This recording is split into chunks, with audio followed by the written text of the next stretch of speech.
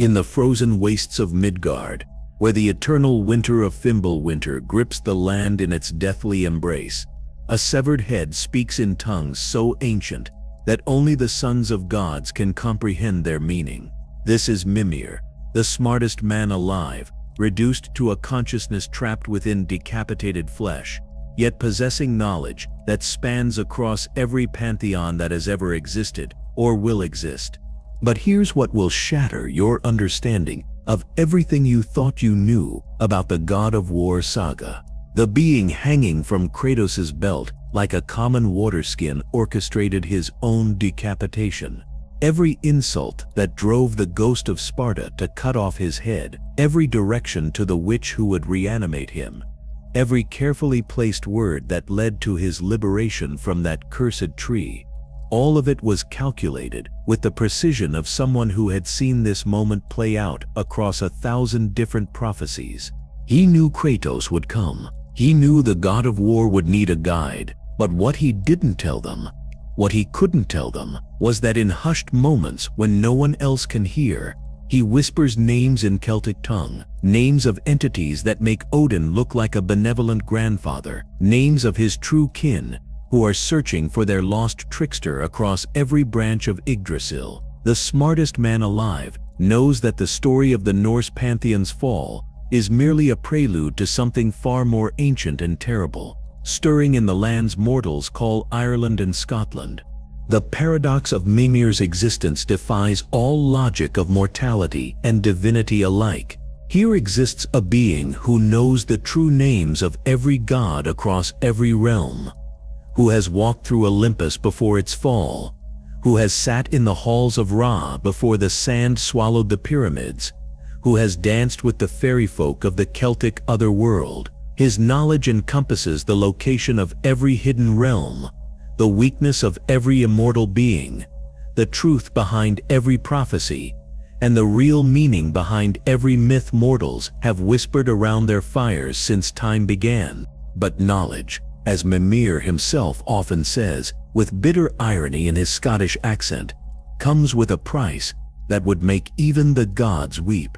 For 109 winters, this advisor to the All-Father, this counselor to kings, this keeper of secrets that could unmake reality itself, was tortured daily by Odin in ways that redefined the very concept of suffering. His body was preserved by dark magic, while his mind was shattered and reformed repeatedly, each breaking revealing new layers of cosmic truth that no mortal mind should possess. What drives a being to seek such terrible knowledge? What transforms a mischievous fairy sprite named Puck from Shakespeare's forgotten realms into the severed head that would guide Kratos and Atreus through Ragnarok itself? The answer lies buried beneath centuries of calculated betrayals, impossible choices, and a love affair with wisdom that would cost him everything, including the woman who commanded the Valkyries themselves. Consider the weight of knowing exactly how every pantheon will fall, yet being powerless to prevent it. Imagine possessing the knowledge of how to stop Ragnarok, prevent Baldur's death, save Thor from his father's manipulation, and preserve the 9 realms, but choosing silence because you've seen what happens in the timeline where you speak. This is Mimir's curse, to know all possible futures, and to recognize that the path of greatest suffering often leads to the only acceptable outcome. The most chilling revelation about Mimir is not his vast knowledge or his tragic fate, but the fact that every moment of his existence has been orchestrated by forces beyond even his comprehension. Even now, hanging from Kratos' belt, watching the realms rebuild after Ragnarok's devastation, Mimir keeps the darkest secret of all. He wasn't just Robin Goodfellow who became Mimir. He was something else entirely, something that had chosen to enter mythology for purposes he couldn't remember until it was far too late. Long before the Norse gods dreamed of Asgard's golden halls, before Odin discovered the runes, before the first frost giant emerged from Ginnungag's primordial void, a different kind of magic thrived in the mists of the Celtic otherworld. In this realm where time moved like honey and seasons could last centuries, The Goodfellows served as jesters and advisors to the fairy court of King Oberon. Among these sprites, none was more clever or more troublesome than the one mortals would later call Puck, though his true name in the fairy tongue could shatter glass and turn milk sour if spoken aloud in the mortal realm. Robin Goodfellow was born from a union that should never have occurred. His mother, a particularly clever mortal woman, had wandered into a fairy ring during Samhain. When the barriers between worlds grew thin as spider silk, she caught the eye of a fairy noble whose beauty could stop rivers mid-flow and whose laughter could coax flowers to bloom in winter. Their child emerged into existence carrying within him the contradiction of two incompatible natures, mortal curiosity bound to immortal mischief, finite life touched by infinite possibility. This mixed heritage granted Robin abilities that even pure-blooded fairies found deeply unsettling. While his kin could speak to animals and bend nature to their will, young Robin could understand the very essence of language itself. Words revealed their true meanings to him, like lovers sharing secrets in darkness. Lies unraveled in his presence like poorly woven cloth, their deceptions becoming visible threads he could pluck and examine. Most disturbing of all, he could hear the echoes of conversations that hadn't happened yet, whispers from futures that existed in potential rather than reality. The fairy court of ancient Britain existed in a pocket dimension connected to what the Norse would later call Yggdrasil, though the Celts knew it by an older name that predated even the world tree concept. This realm touched every land where mortals told stories, creating a vast network of narrative possibility that stretched across continents and epochs. Robin spent his youth exploring these connections like a scholar studying maps, but instead of geography, he learned the topography of myth itself. He would slip between realms as easily as stepping through doorways, appearing in distant lands to play pranks that would become the stuff of legend. In Germanic forests, he would transform lazy servants into donkeys, teaching them humility through temporary hooves and tail. Along trade routes that connected amber-rich coasts to Mediterranean markets, he would lead travelers astray with dancing lights, not from malice, but from an irrepressible urge to see how mortals reacted when their carefully planned journeys became unexpected adventures. Yet occasionally, when the mood struck him and he glimpsed genuine suffering or honest need, Robin would share wisdom disguised as drunken rambling. A farmer facing famine might find a peculiar drunk who spoke in riddles about crop rotation and soil management. A merchant threatened by bandits could encounter a seemingly mad jester who provided detailed descriptions of safe routes and hidden dangers. These acts of genuine kindness were rare enough to be dismissed as coincidence by those who received them, but frequent enough to build Robin a reputation among those who paid attention to patterns. His first encounter with beings from other pantheons came during what mortals called the Bronze Age, when Norse traders following the amber routes ventured into Celtic lands, seeking the precious fossilized resin that would adorn their queens and honor their gods. These weathered men spoke of deities who valued strength over cleverness, of a great tree that connected 9 worlds in a cosmic web of roots and branches, and of prophecies written by women who could see the threads of fate itself. Robin, disguised as a helpful guide who knew every hidden path and secret shortcut, led these traders through the treacherous landscapes of ancient Britain, while absorbing every word of their mythology like parched earth drinks spring rain. He learned of the Aesir and Vanir, 2 tribes of gods still determining their relationships and hierarchies. He heard tales of a young warrior god named Odin, who possessed ambitions that stretched beyond his current power, dreams of wisdom and dominance that burned in him like unquenchable fire. The transformation from carefree trickster to seeker of absolute knowledge began with an event that violated every law of reality. Robin thought he understood. During a particularly wild fairy revel, when the court's magic reached heights that made mountains sing and rivers dance, a tear appeared in the fabric of existence itself. Through this impossible wound in reality, Robin glimpsed something that would haunt him across centuries. He saw a figure covered in white ash, standing amid the ruins of a great marble city. The destruction surrounding this warrior was so complete that it transcended mere war and entered the realm of cosmological catastrophe. Temples lay shattered, their divine essence bleeding into mortal soil. Gods hung crucified on their own symbols of power, their immortal blood feeding flowers that bloomed in colors that had no names. The very concept of divinity seemed broken in this place, scattered like grain across stones that remembered glory but could no longer hold it. But it was when the figure turned that Robin's understanding of possibility shattered completely. Their eyes met across time and space, across the impossible distance between what was and what would be. In those eyes, Robin saw a rage that could end worlds, but more importantly, he saw recognition. This ghost of Sparta knew him, would carry his severed head through realms not yet born, would need his guidance through an apocalypse that existed in potential rather than actuality.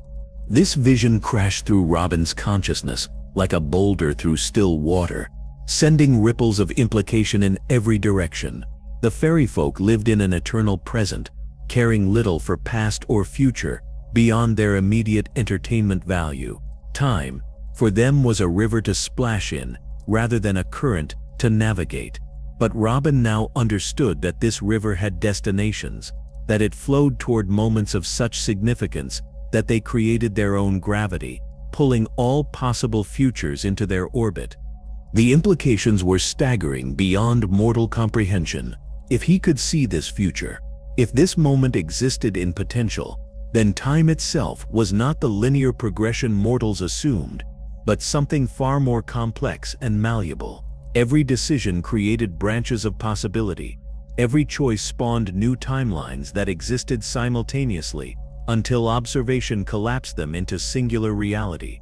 The fairy courts, with their focus on immediate pleasure and whimsical entertainment, were missing the grand symphony of existence, hearing only individual notes instead of the cosmic composition they created together. Robin began neglecting his duties as court jester, a position that required constant attention to the elaborate social dynamics of fairy nobility. Where once he had crafted elaborate pranks that could entertain the court for centuries, now he spent decades studying the connections between realms with an intensity that worried his kin. He discovered that every mythology was connected through cosmic roots older than any pantheon, that knowledge of these connections could grant power beyond even what the gods possessed, and that understanding the true nature of time and prophecy could allow someone to navigate fate itself rather than simply endure it. The Celtic druids, those mortal priests who served as intermediaries between the fairy realm and human world, became Robin's teachers in arts that even his immortal kin had never mastered. From these wise mortals, he learned about the sight, the ability to perceive the truth beneath all appearances, to see the threads that connected all things in a web of causality that stretched across realms and epochs. But the druids warned him that such knowledge came with a price that would fundamentally alter his nature. One druid, ancient beyond even fairy understanding of age, told Robin of a well in the distant Norse lands that contained the accumulated wisdom of all creation. This well existed at the intersection of all possible timelines, fed by springs that flowed backward through time itself. But drinking from it would cost more than the eye Odin would eventually sacrifice. It would require the seeker to abandon their original nature entirely, to become something new and unprecedented, neither fully mortal nor truly immortal, but something between and beyond both states. The decision to leave the fairy court caused an uproar that echoed through every hollow hill and sacred grove in the Celtic lands. Robin's unique nature made him valuable beyond measure to King Oberon, who understood that mixed heritage like Robin's appeared perhaps once in a cosmic age. The fairy king could see that Robin was becoming something that transcended traditional categories, a being who could exist simultaneously in multiple mythologies without being diminished by the contradictions such existence would normally create.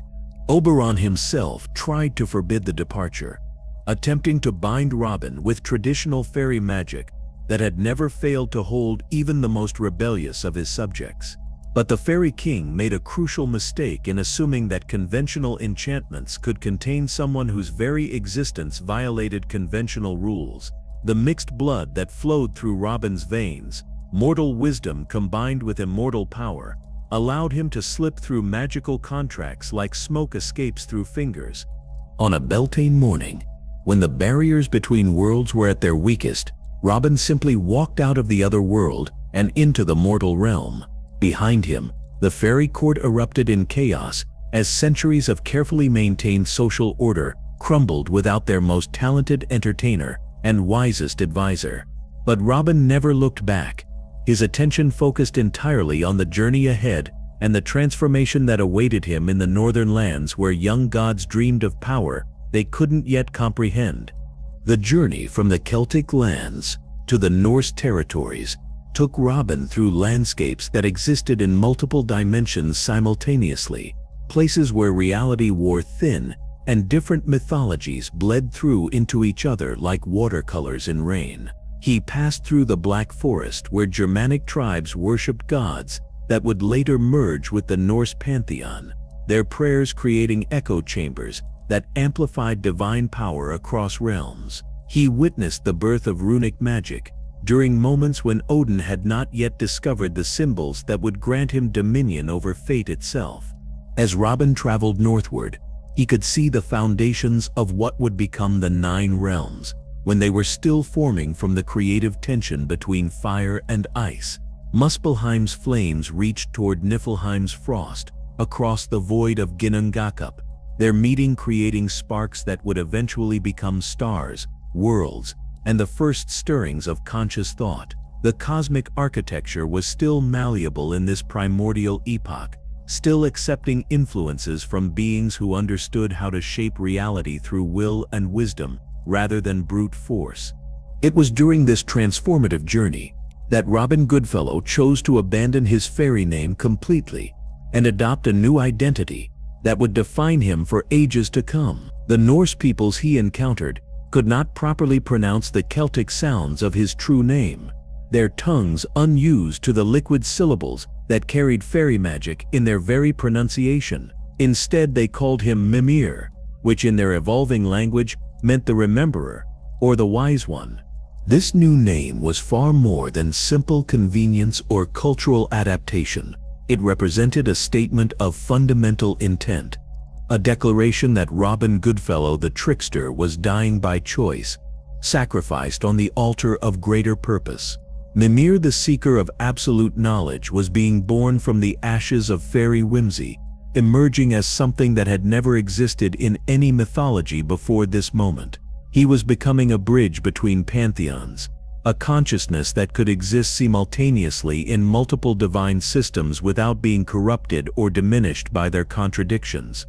The process of physical transformation from fairy form to something the Norse gods would accept as one of their own required a sacrifice that would have killed a pure mortal instantly or driven a pure fairy into irreversible madness.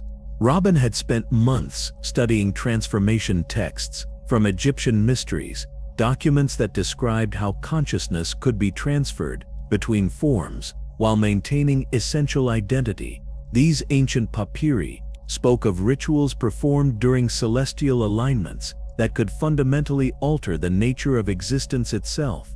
On a night when solar eclipse darkened the sky and cosmic forces aligned in patterns that occurred perhaps once in 1,000 years, Mimir performed a ritual that rewrote his essential nature at the deepest possible level. His fairy wings, those gossamer membranes that had carried him between realms since birth, dissolved into pure memory, becoming part of his consciousness rather than his physical form. His pointed ears, markers of fairy heritage that could never be disguised, rounded to human shape through transformations that reached into his very genetic structure.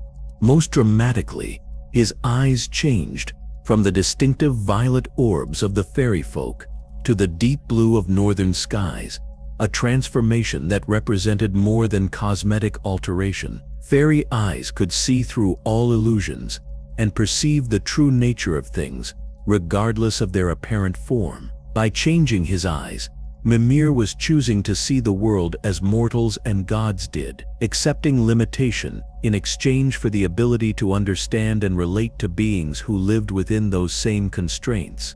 But the magic that had defined Robin's fairy nature, his ability to understand all languages, to hear truth beneath lies, and to perceive the connections between all things, that remained and actually grew stronger through the transformation. The ritual had not destroyed these abilities, but had refined them, removing the whimsical aspects that made fairy magic unpredictable, while preserving the profound wisdom that made it powerful. Mimir emerged from the eclipse as something unprecedented, a being who possessed fairy insight without fairy limitations, mortal understanding without mortal blindness. When Mimir finally arrived in what would become the heartland of Norse civilization, he found a pantheon in its absolute infancy, still determining the relationships and hierarchies that would define divine society for millennia. The Aesir-Vanir were separate tribes of gods engaged in complex negotiations about territory, worship, and cosmic responsibility. Their conflicts were not yet the devastating wars that would reshape reality, but rather the careful diplomatic dances of powers still learning the scope of their own abilities. Odin himself was barely more than a talented warrior with ambitions that outstripped his current power, a young god who possessed intuitive understanding of leadership, but lacked the wisdom to wield it responsibly. Thor did not yet exist even as prophecy, while Baldur remained nothing more than a possibility whispered in the dreams of Vanir seers. Ragnarok was so distant that none of the gods had even conceived of an ending to the golden age that hadn't yet begun. The young god, who would eventually become the All-Father, first encountered Mimir during a feast in the great hall of a mortal king, one of those magnificent gatherings where wanderers and storytellers congregated to share tales in exchange for bread, mead, and a warm place to sleep through the northern winter. Odin sat disguised among the warriors, his divine nature carefully hidden behind the appearance of a well-traveled mercenary, seeking employment and entertainment in equal measure.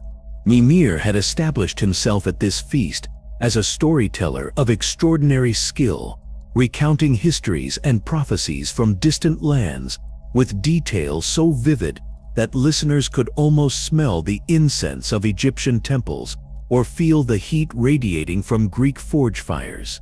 But the tale that captured Odin's complete attention was Mimir's account of a distant southern pantheon where gods had devoured their own children to prevent prophesied overthrow, a story of divine paranoia and cosmic patricide that would prove more prophetic than anyone present could imagine.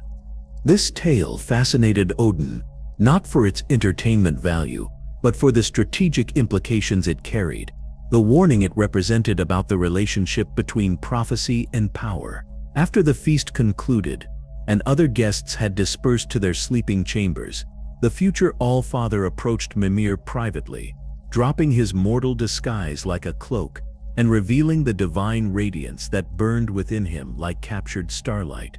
What followed was a conversation that lasted 3 days and 3 nights, during which Mimir carefully planted seeds of ambition while gauging the young god's potential for both greatness and corruption. They spoke of wisdom and its price, of power and its responsibilities, of prophecy and its paradoxes. Odin revealed his hunger for knowledge that transcended mere information, his desire to understand the fundamental principles that governed existence itself. Mimir, in turn, shared carefully selected insights about cosmic patterns and divine mathematics, always revealing just enough to inspire further questions while concealing the full scope of what he knew. During these conversations, Mimir began to understand that Odin possessed both the potential for unprecedented greatness and the seeds of absolute corruption. The young god's hunger for wisdom was genuine, but so intense that it could easily transform into obsession. His desire to protect his people was noble, but could just as easily become tyrannical control. His understanding of leadership was sophisticated, but lacked the empathy that would prevent it from becoming simple domination. Most importantly, Mimir recognized in Odin's questions and concerns the same patterns he had observed in the fallen pantheon he had described during the feast. The young god was already beginning to think like a ruler who feared overthrow, already considering how prophecy might be managed rather than simply accepted. These thoughts, innocent enough in their current form, contained within them the potential for the very paranoia and cosmic violence that had destroyed other divine dynasties throughout history. Yet Mimir also saw in Odin the possibility for something genuinely new in divine governance, a ruler who might learn to wield absolute power without being corrupted by it, a god who could accumulate ultimate wisdom without losing his essential humanity. The conversations revealed a complexity of character that suggested Odin could become either the greatest or most terrible ruler in cosmic history, depending on the influences and choices that would shape his development over the coming centuries. As their discussions deepened, Mimir began to understand that his own role in the unfolding cosmic drama would be far more significant than he had initially realized. The vision of the ash-covered warrior was not simply a glimpse of distant future, but a commission, a cosmic appointment to serve as the bridge between what was and what would be. His transformation from Robin Goodfellow to Mimir had not been escape from fairy obligations, but preparation for responsibilities that transcended any single pantheon or mythology. The weight of this realization was both exhilarating and terrifying. Mimir understood that he was being positioned to influence events that would reshape the fundamental nature of divinity itself, to serve as advisor and guide through transformations that would affect not just the Norse pantheon, but the entire cosmic order. The fairy trickster, who had sought knowledge for its own sake, was becoming something far grander and more dangerous, a consciousness that would help determine whether gods could evolve beyond their mythological limitations or would remain trapped in cycles of violence that had claimed every divine dynasty in recorded history. Mimir's early years serving various Norse chiefs and petty kingdoms were not random wanderings, but calculated moves in a game whose scope stretched across centuries and whose victory conditions transcended any individual lifetime. Each position he accepted allowed him to study the political landscape of the emerging pantheon while building a reputation that would eventually reach divine ears through carefully cultivated networks of influence and information. He advised mortal kings on matters of war and peace, but these consultations served a deeper purpose than mere political guidance. Through these interactions, Mimir observed how the Aesir and Vanir gods interacted with their worshippers, noting the subtle dynamics of power exchange that occurred when mortals offered prayers and gods provided blessings. He identified weaknesses in divine authority structures, conflicts between different godly factions, and most importantly, the growing tension between the two primary tribes of Norse deities that would eventually explode into warfare. The gift of languages that Mimir had possessed since his fairy heritage began evolving into something far more profound and cosmically significant in the Norse realms. His ability to understand spoken words expanded to encompass the language of creation itself, the fundamental words of power that shaped reality at its deepest levels. When winter winds howled through mountain passes, carrying the voices of ancient spirits, Mimir heard prophecies encoded in their wordless songs. When ravens cawed their harsh commentary on divine affairs, he understood their gossip about relationships and conflicts that would define the future of entire realms. Most remarkably, when the massive roots of Yggdrasil creaked under the weight of supporting 9 interconnected worlds, Mimir perceived the stress points where different realms pressed against each other, creating friction that could lead to catastrophic ruptures if not properly managed. The World Tree was not simply a cosmic support structure, but a living entity whose health directly affected the stability of all existence. and Mimir was developing the ability to interpret its needs and concerns as clearly as he could understand mortal speech. The discovery of Mimir's Brunn, the well of knowledge, came through months of careful cultivation of relationships with the Norns, those three sisters of fate who dwelt at the base of Yggdrasil and wove the threads of destiny for gods and mortals alike. Urd, who knew all that had been, Verdandi, who understood all that was, and Skuld, who perceived all that would be, represented the only beings in Norse cosmology whose wisdom rivaled what Mimir sought to achieve. Approaching these sisters required diplomatic skills that transcended normal social interaction and entered the realm of cosmic negotiation. The Norns existed partially outside time itself, experiencing past, present, and future as simultaneous realities rather than sequential events. Conversing with them required Mimir to adjust his thinking to accommodate perspectives that mortal consciousness was never designed to handle, speaking to Urd about events that were ancient history while simultaneously addressing Skuld about consequences that wouldn't manifest for centuries. Mimir understood that approaching the well directly would result in either immediate death or complete madness, fates that had claimed every other seeker who had attempted to gain its wisdom through force or stealth. Instead, he spent decades earning the trust of the Norns through small services and carefully chosen gifts of information from other realms that even their cosmic awareness couldn't easily access. He shared fairy secrets about the Celtic otherworld, knowledge about Egyptian divine mathematics, and insights into Greek philosophical concepts that provided the sisters with fresh perspectives on the cosmic patterns they spent eternity weaving. The Norns, amused by this clever being, who existed partially outside their weave of fate due to his fairy origins, eventually revealed the truth about Mimir's Brunner's nature. The well's location shifted based on the seeker's worth, appearing only to those who had demonstrated that their desire for knowledge served purposes greater than personal aggrandizement. More importantly, they warned Mimir that the well's guardian was intimately connected to every soul who had ever drunk from its waters, creating relationships that transcended normal categories of identity and consciousness. When Mimir finally reached the well, after navigating through regions of Yggdrasil that existed in constant temporal flux, he encountered a sight that should have shattered his sanity, but instead completed his understanding of cosmic irony. The guardian of Mimir's Brunn was his own future self, a paradox that violated every law of causality that Mimir thought he understood. The well existed outside conventional time, and everyone who drank from it became part of its eternal guardianship, creating a community of wisdom seekers who spanned all possible timelines and alternate realities.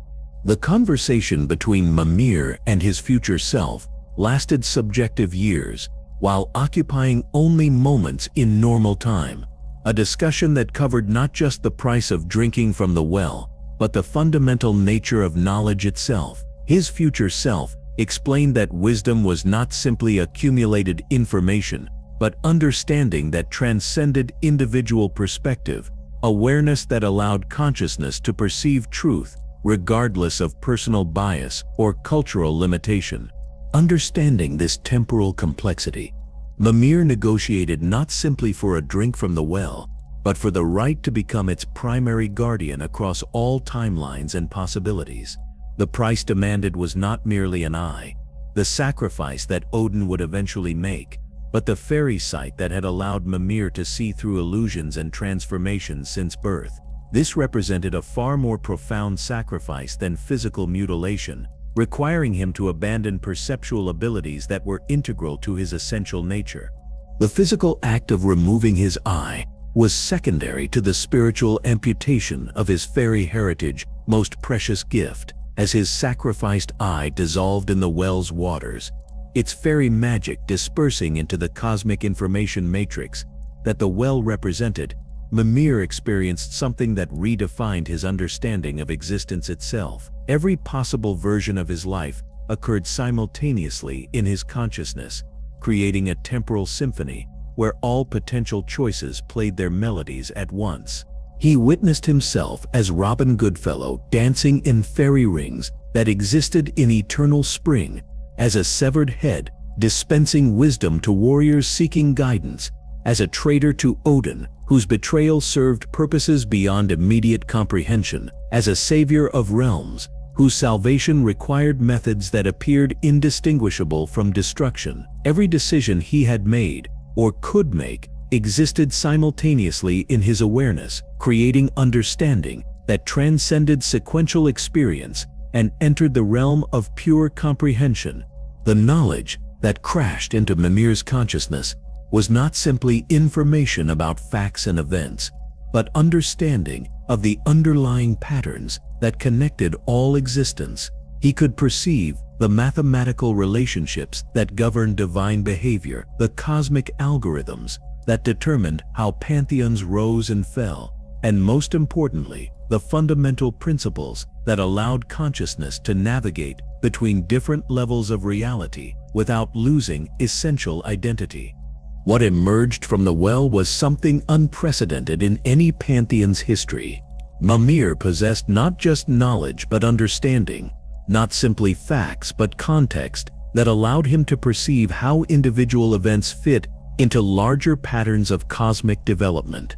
He could see prophecy not as fixed destiny, but as probability clouds that shifted based on choice and circumstance, though he also understood that some futures were more crystallized than others, held in place by the accumulated weight of divine will and cosmic necessity. This transformation made Mimir invaluable to the emerging power structure of the Norse pantheon in ways that transcended normal advisory relationships. His counsel during the delicate Aesir-Vanir negotiations prevented what he had foreseen as a war lasting 1,000 years, a conflict that would have left both tribes of gods so weakened that the giants would have easily destroyed them and claimed dominion over all 9 realms. Instead, he orchestrated a peace treaty that appeared equitable on its surface but subtly favored Odin's faction, laying groundwork for Aesir dominance that would define the cosmic order for millennia. During these complex negotiations, Mimir first encountered Freya in her role as leader of the Vanir faction, a goddess whose mastery of satyr magic and fierce independence reminded him painfully of the fairy queens he had known in his youth. Her command of transformation magic and her understanding of the connections between all living things echoed abilities he had possessed before his sacrifice at the well, creating a sense of kinship that transcended political considerations. Their initial interactions were formal and calculated, diplomatic exchanges between representatives of factions whose fundamental philosophies about divine governance differed in irreconcilable ways. But beneath the careful political language, Mimir perceived in Freya a kindred spirit, someone else who understood that knowledge and power were inseparable, yet dangerous bedfellows that could destroy their wielders as easily as their enemies. He warned her privately about Odin's true nature, sharing insights about the young god's potential for both greatness and corruption that only someone with cosmic perspective could provide. But even as he spoke these warnings, Mimir knew from his expanded awareness that Freya would not heed them until circumstances forced her to confront truths she was not yet ready to accept. The tragedy of possessing prophetic knowledge was understanding that wisdom could only be received when the student was prepared to learn, regardless of how desperately the teacher wanted to share it earlier. The proposal to exchange hostages between the Aesir and Vanir factions was Mimir's own suggestion, though he made the idea appear to emerge naturally from Odin's strategic thinking rather than presenting it as external counsel. This diplomatic masterstroke would serve multiple purposes simultaneously, creating binding obligations between former enemies while providing Mimir with opportunities to study both factions from inside their most secure councils. More importantly, Mimir knew from his visions at the well that this exchange would lead to his temporary decapitation by the Vanir. But he also understood that this apparent disaster was actually a necessary step in a much larger transformation. the ability to perceive his own future suffering, yet still choose to walk toward it, required a type of courage that transcended both mortal and divine understanding, acceptance of pain in service of purposes that only became clear through retroactive comprehension. Young Baldur's birth marked a crucial turning point that Mimir had foreseen through the well's visions, but had desperately hoped might be avoided through careful manipulation of circumstance and choice. The infant's divine light was so pure and overwhelming that it caused physical pain to beings of darkness, a radiance that transcended normal illumination and entered the realm of absolute conceptual brightness. Mimir recognized in this divine child the seed of a tragedy that would cascade through generations and ultimately trigger the sequence of events leading to Ragnarok itself. The baby's very existence created paradoxes that rippled through the cosmic order like stones thrown into still water. His light could heal any wound, but was so intense that touching him caused agony to anyone harboring even the smallest shadow in their heart. His laughter could restore withered crops and revive dying animals, but his tears could poison wells and blight entire forests. Most disturbing of all, his presence seemed to accelerate the approach of prophesied events, as if the universe was rushing to accommodate the contradictions his existence represented. When Freya came to Mimir, seeking knowledge about protecting her newborn son, the conversation that followed would prove to be one of the most morally complex moments in either of their immortal existences. She arrived at his private chambers in the depths of Asgard, carrying Baldur in arms that trembled with desperate maternal love, her Vanir magic crackling around her like visible anxiety. The sight of this powerful goddess, reduced to pleading, broke something fundamental in Mimir's carefully maintained emotional distance. Freya's request seemed simple enough on its surface. She wanted a spell that would make her son invulnerable to all harm, protection that would allow him to experience the world without the constant fear that his divine nature made him a target for every ambitious god or vengeful giant in the 9 realms. Her maternal instincts, honed through centuries of Vanir wisdom about the interconnectedness of all life, told her that Baldur's extraordinary nature would inevitably attract forces that would seek to exploit or destroy him. But Mimir, cursed with the knowledge that the well had provided, understood the true scope of what Freya was asking and the horrific price that such protection would demand. He knew the spell she sought, had learned it from Celtic protection charms during his time as Robin Goodfellow, when fairy mothers would weave similar magics around their changeling children. More importantly, he knew the cost of such protection and its ultimate futility in preventing the very fate it was designed to avoid. The spell that would make Baldur invulnerable to all things save mistletoe was not Norse magic, but something far older and more dangerous, drawn from the primordial forces that existed before the pantheons divided reality into manageable categories. This ancient magic operated on principles that predated the concepts of harm and safety, creating absolute protection by severing the protected being's connection to the physical world entirely. Mimir taught Freya the incantation, while carefully warning her about the price, explaining that feeling nothing meant exactly that protection from physical harm necessarily meant isolation from physical pleasure, connection, and sensation of any kind. The magic would preserve Baldur's life by making him unable to experience it in any meaningful way. He would become a living statue, conscious but disconnected, aware but unable to truly participate in existence. Freya heard his words but not their meaning, her maternal desperation creating a filter that allowed her to process only the promise of protection while dismissing the warnings about its cost. She listened to Mimir's explanations with the selective attention of someone who had already made their decision and was seeking justification rather than guidance. Her love for Baldur was so intense that she was willing to sacrifice his happiness for his safety, trading his ability to live for the guarantee that he would survive.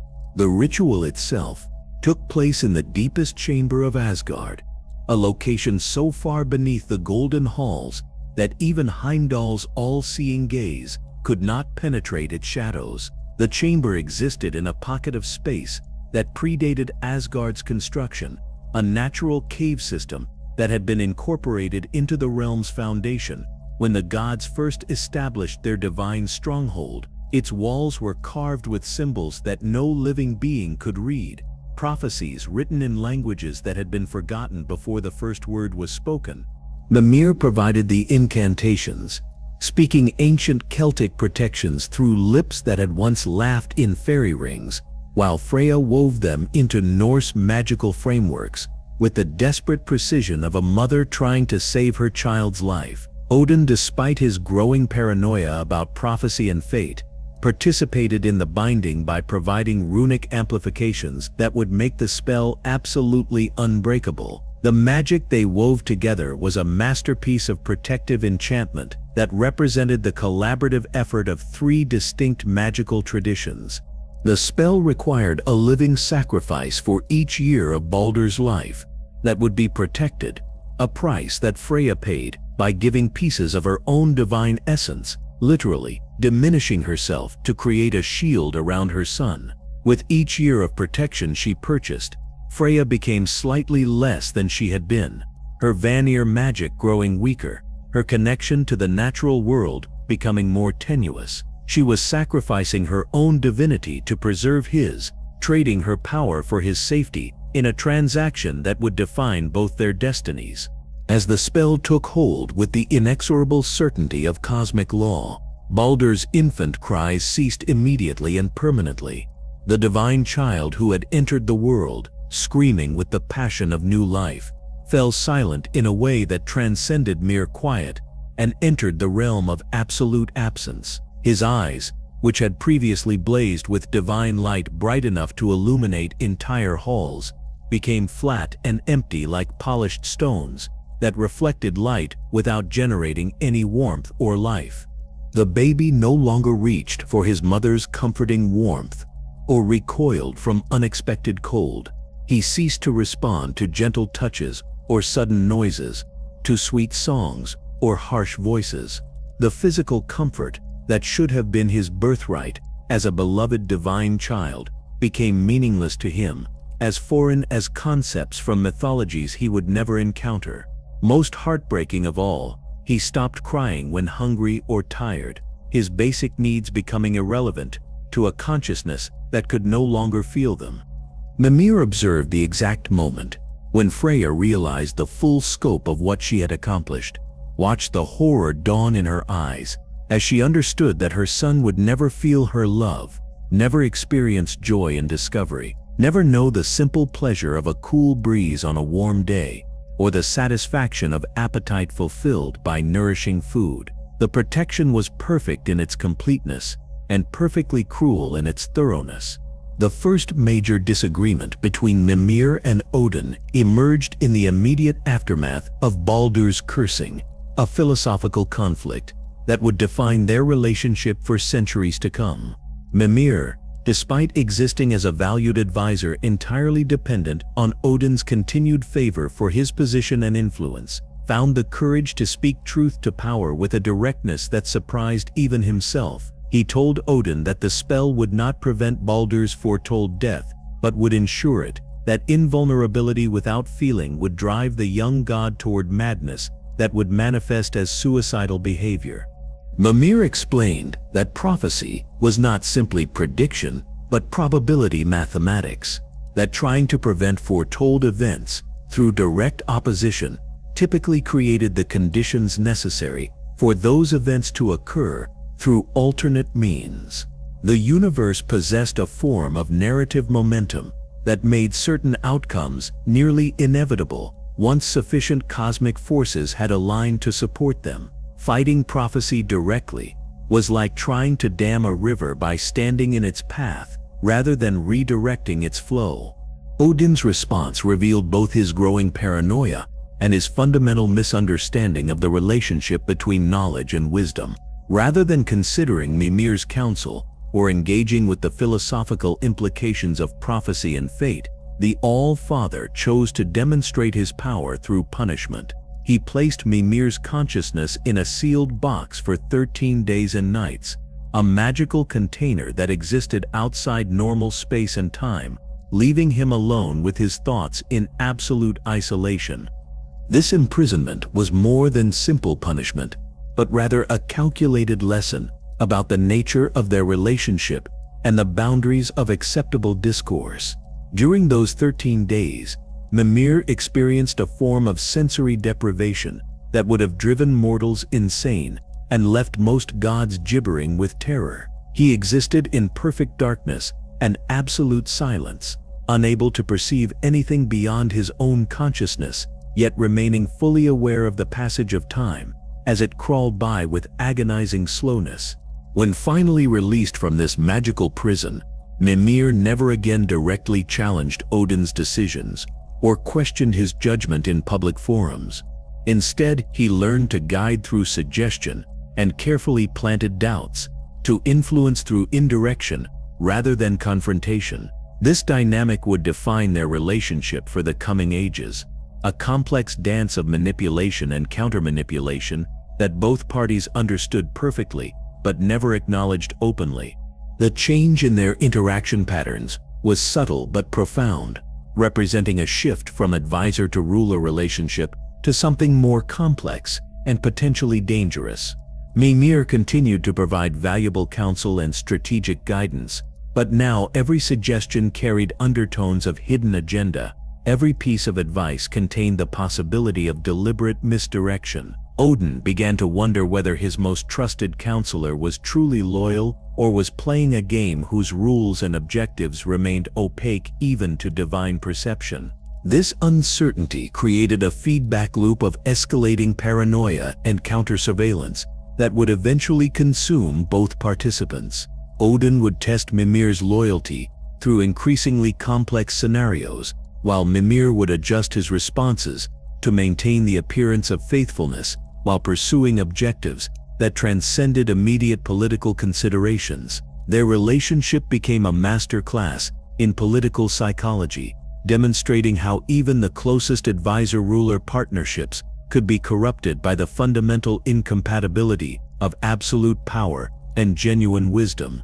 The seeds of mutual destruction were planted during this period, growing slowly but inevitably toward a confrontation that would reshape both their destinies and ultimately serve purposes that neither could foresee. Mimir understood that his eventual imprisonment and torture were becoming increasingly probable with each passing day, while Odin sensed that his most valuable advisor was also potentially his most dangerous enemy. Yet both continued their elaborate dance because they needed each other more than they feared the consequences of their partnership.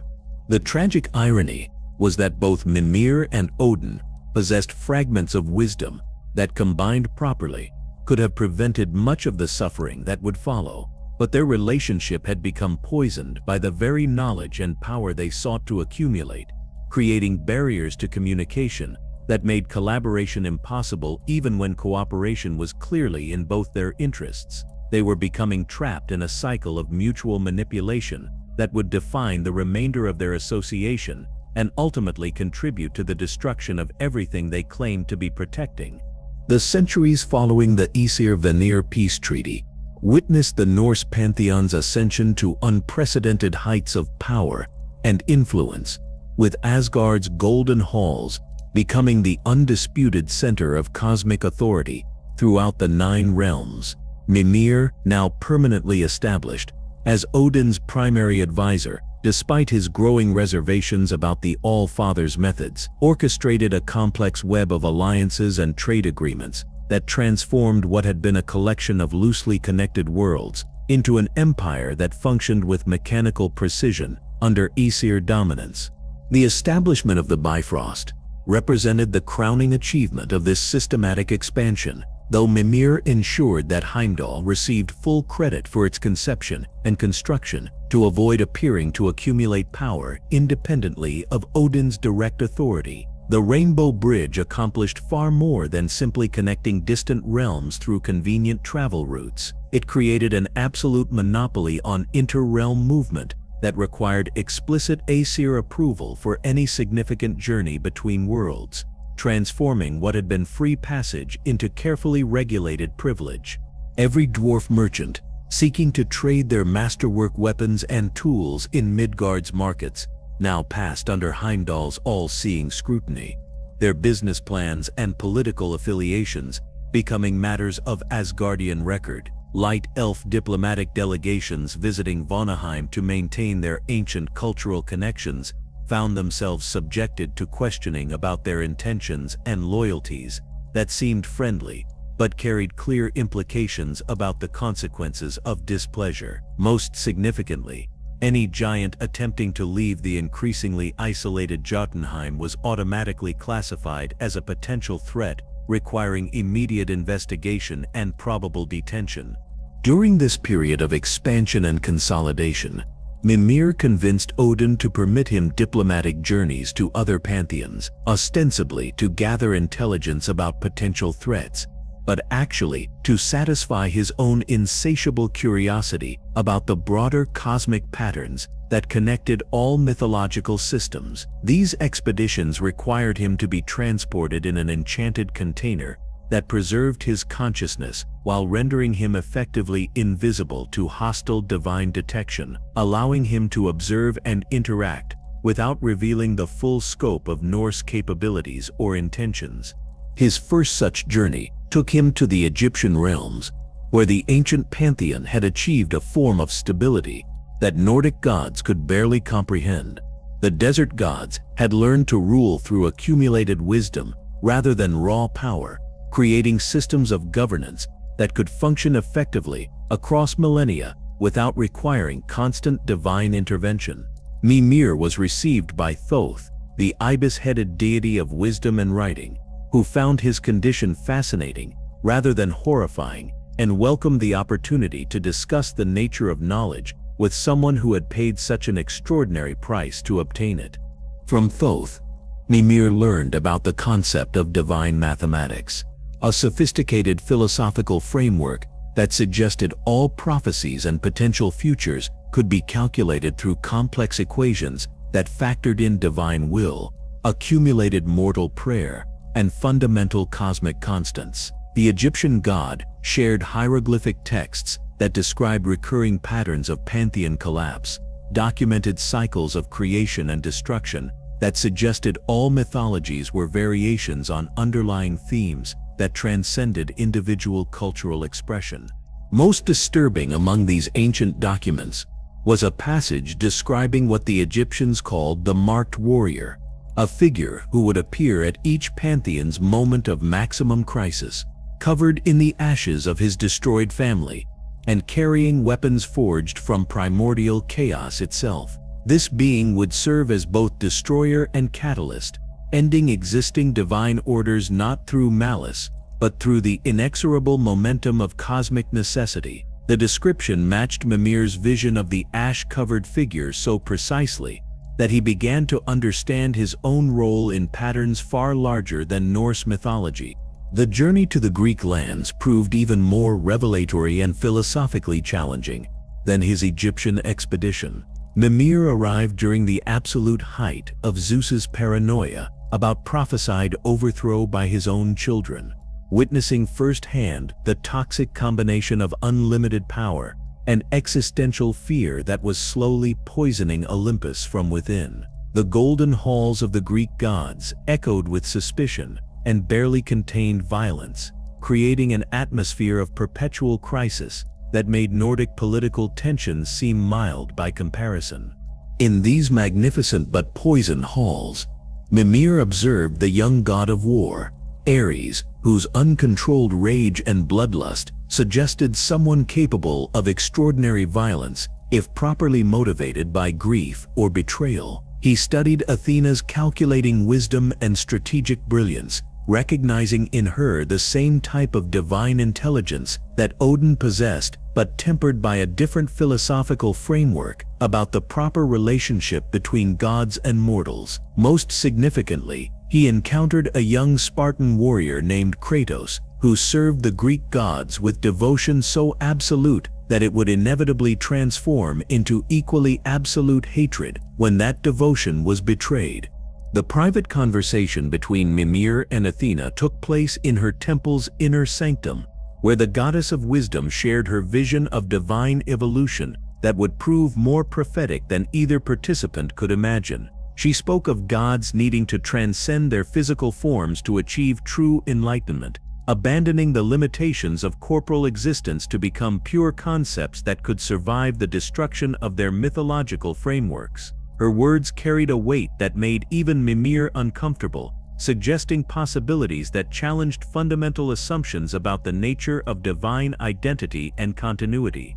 These journeys provided Mimir with intelligence about other pantheons' strengths and vulnerabilities that elevated his value to Odin beyond any previous measure, but they also revealed the scope of cosmic interconnection that made the All-Father's isolationist policies seem increasingly dangerous and unsustainable. Mimir established what he privately called the Archive of Ends, a comprehensive collection of prophecies and historical accounts documenting how various pantheons had fallen or would fall, information that became Odin's obsession and ultimately contributed to his growing paranoia about Norse mythology's eventual fate. The romantic relationship that developed between Mimir and Sigrun represented something unprecedented in the annals of divine romance, a connection that transcended physical attraction and entered the realm of pure intellectual and spiritual communion. As leader of the Valkyries, Sigrun possessed unique perspective on death and honor that complemented Mimir's vast knowledge of cosmic patterns and mythological precedents. Their relationship began with formal discussions about military strategy and evolved into intimate conversations about the nature of duty, sacrifice, and the weight of knowledge that could not be shared. She would visit his private chambers in Asgard's depths during the long northern nights, when other gods slept and the world tree's roots sang with accumulated dreams. They would talk until dawn approached, their conversations ranging across philosophy, strategy, and increasingly personal revelations about the growing darkness they both perceived in Odin's rule. Sigrun brought reports from the Valkyries about concerning orders they had received, while Mimir shared carefully edited insights about prophecies that suggested fundamental changes approaching in the cosmic order. Their love was intellectual rather than physical, built on mutual respect and shared understanding of burdens that isolated them from other divine beings. Sigrun understood the weight of choosing which warriors deserved glorious death, while Mimir comprehended the responsibility of possessing knowledge that could prevent suffering, but only through methods that appeared indistinguishable from betrayal. They found comfort in each other's company that neither could achieve elsewhere, creating a relationship that would endure even through the separation and transformation that awaited them both. The construction of Valhalla incorporated architectural elements that Mimir designed but never took credit for, hidden features that Odin never fully understood despite approving their inclusion in the final plans. These modifications included secret passages that connected to other realms through dimensional folding, chambers that existed outside normal space-time, where important conversations could occur without fear of divine surveillance, and most importantly, foundational magic that would allow the Great Hall to survive even cosmic catastrophe under the right circumstances. These preparations were made not from disloyalty to Odin, but from Mimir's growing understanding that some form of divine presence would need to survive the twilight of the gods to provide continuity between the ending of one cosmic age and the beginning of whatever would follow. Valhalla was designed to serve as an ark of divine consciousness, a repository of accumulated wisdom and cultural memory that could preserve the best aspects of Norse civilization while allowing the worst elements to perish in the flames of necessary transformation. Teaching young Thor represented one of Mimir's most challenging and morally complex responsibilities during this period of apparent prosperity and expanding influence. The thunder god's intellect was fundamentally limited, his cognitive processes optimized for tactical decision-making rather than strategic planning or philosophical contemplation. This meant that Mimir's lessons had to focus on practical application rather than theoretical understanding, providing Thor with tools he could use effectively without requiring him to comprehend their broader implications. Mimir taught him about weak points in giant anatomy that could be exploited for maximum damage, about methods for channeling divine rage into focused destruction that could accomplish specific objectives, and about the honor codes of different cultures that could be manipulated to create strategic advantages in battle. Every lesson made Thor more effective as a weapon of war and more dangerous as an instrument of Odin's will, contributing directly to the systematic genocide that would eventually eliminate most giant civilization from the 9 realms. The moral weight of this instruction was staggering for someone who possessed cosmic perspective about the consequences of such education. Mimir understood that every technique he taught Thor would be used to massacre beings whose only crime was existing in opposition to Aesir expansion, that every strategic insight he shared would contribute to atrocities that would destabilize the cosmic order and accelerate the approach of Ragnarok itself. Yet he also recognized that Thor's education was inevitable, and that providing him with precise methods might paradoxically reduce the total suffering by making his violence more efficient and less prolonged. Baldur's education presented entirely different challenges that were arguably even more heartbreaking than Thor's tactical instruction.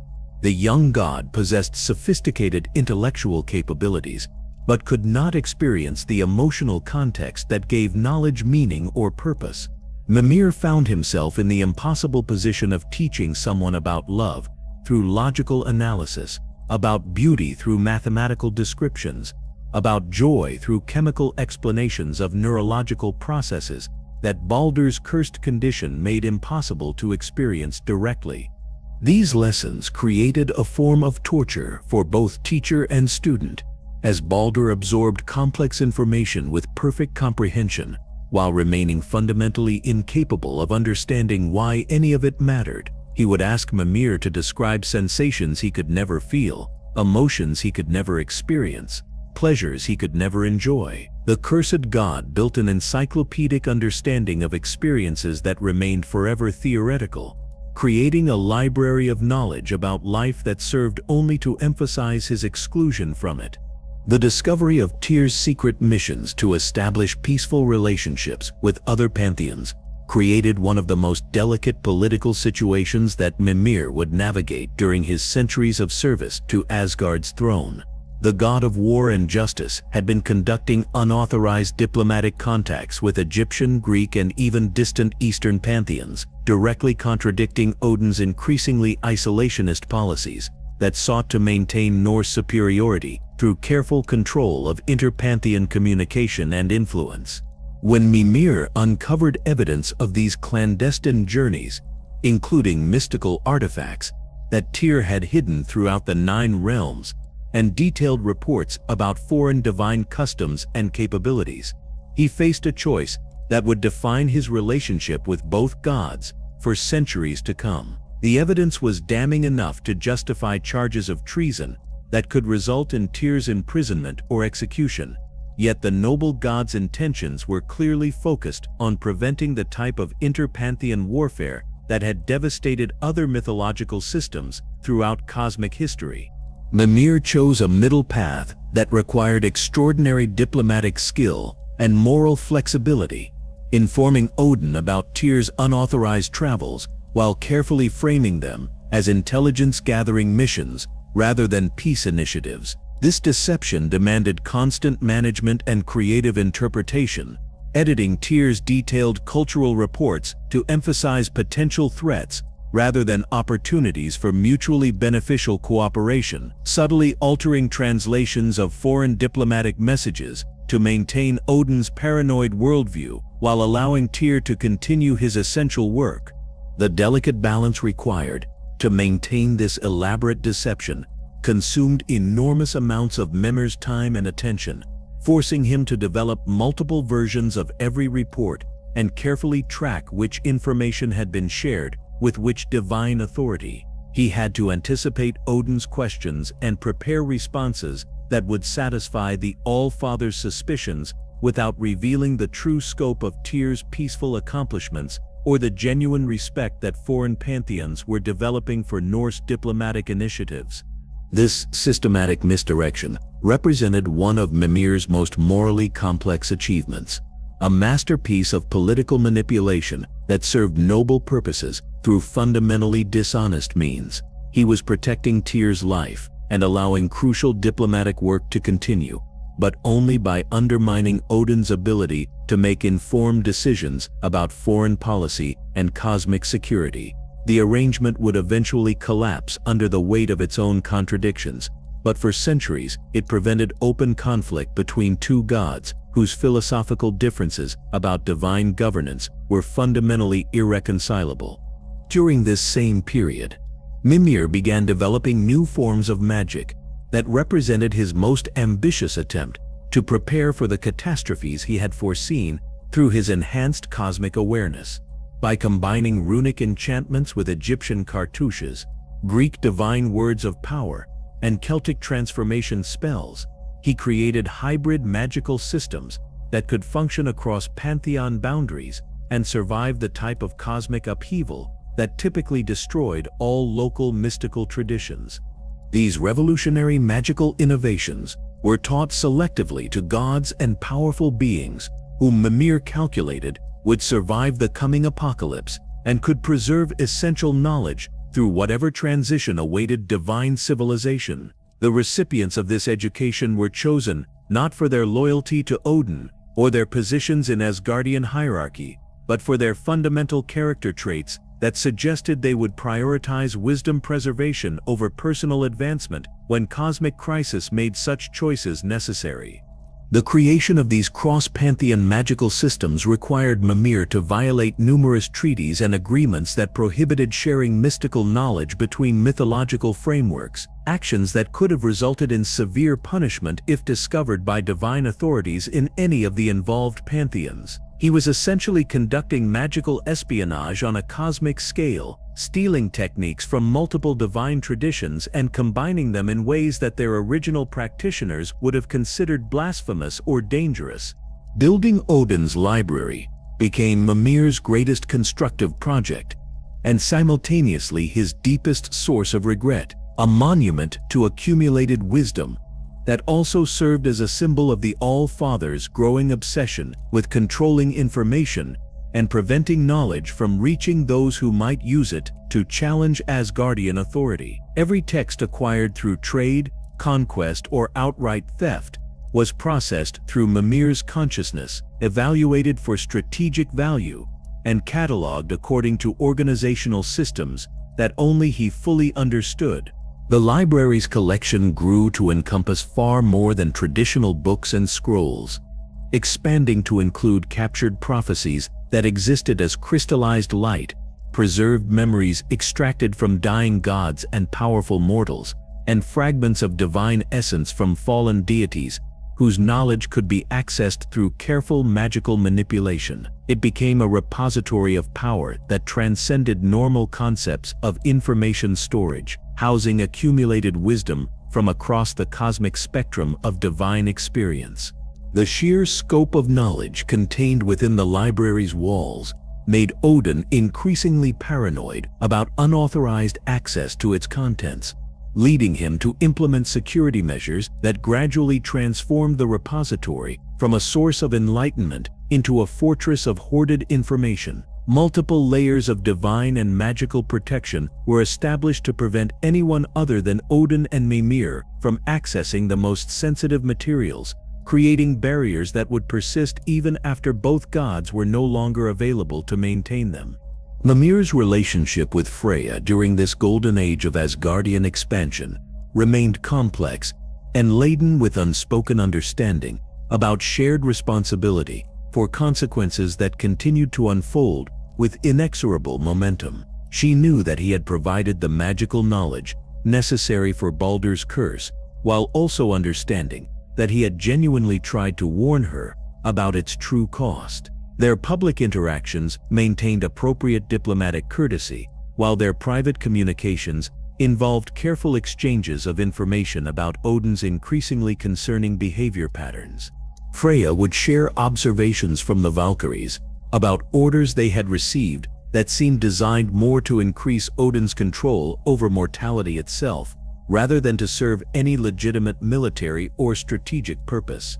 The psychopomp warriors reported being instructed to harvest souls from warriors who had died in circumstances that didn't meet traditional criteria for glorious death, with these questionable selections being retroactively justified through creative interpretation of honor codes and battlefield valor. In return, Mimir would provide carefully edited hints about prophecies that might offer hope for eventually healing Baldur's condition, sharing fragments of knowledge about transformation magic and curse-breaking techniques without revealing the full scope of what he understood about their son's fate. These exchanges created a form of emotional support that helped both gods cope with guilt and responsibility that threatened to overwhelm their capacity for effective decision-making.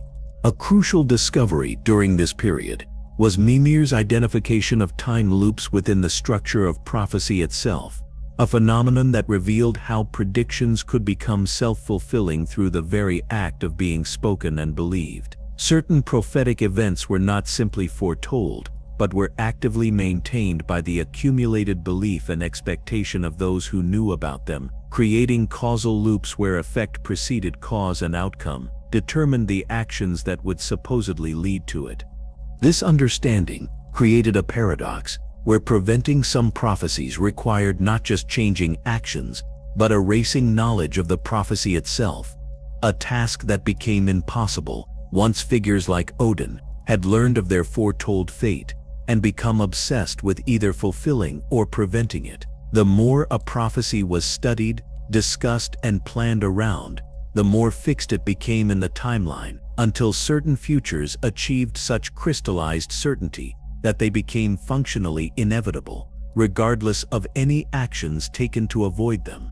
The implications of this discovery were staggering for someone in Mimir's position, as primary advisor to a god whose entire political philosophy was based on accumulating knowledge to prevent undesirable outcomes. He was forced to recognize that his own counsel and the information he provided were actively contributing to the fulfillment of the very disasters they were supposedly working to prevent, creating a situation where wisdom became its own form of ignorance and foresight transformed into blindness. The Golden Age's apparent prosperity masked fundamental corruption that Mimir could perceive, but found himself powerless to prevent through any direct intervention. Every triumph achieved by the Aesir created corresponding resentment among giants, dwarves, and other beings who were gradually being reduced from independent peoples to managed populations under Asgardian oversight. Every expansion of divine authority diminished the autonomy of realms that had previously governed themselves according to their own cultural traditions and political systems. Every year of peace was purchased through systematic suppression of dissent and elimination of potential sources of opposition, payments that would eventually come due in the form of accumulated grievances and justified rebellion that no amount of military power could permanently suppress. Mimir watched this pressure building like water behind a dam, understanding through cosmic perspective that the longer the accumulation continued, the more catastrophic the eventual release would become. The expansion of Aesir influence throughout the 9 realms followed patterns that Mimir had observed during the collapse of 12 other pantheons throughout cosmic history, a systematic consumption of independent divine systems that disguised itself as beneficial integration while actually representing parasitic absorption. From his position as architect of this expansion, Mimir orchestrated trade agreements that slowly transferred decision-making authority from local deities and governments to Asgard's centralized bureaucracy. Each treaty contained clauses that seemed minor during initial negotiations but accumulated over time into chains of obligation that could never be broken through normal diplomatic means. Independent realms found themselves gradually transformed from sovereign territories into dependent clients whose continued existence required constant demonstrations of loyalty and usefulness to Asgardian interests, creating relationships that resembled voluntary cooperation while actually representing carefully disguised conquest. The dwarf kingdoms of Svartalfheim were the first to experience this systematic subordination disguised as mutually beneficial partnership.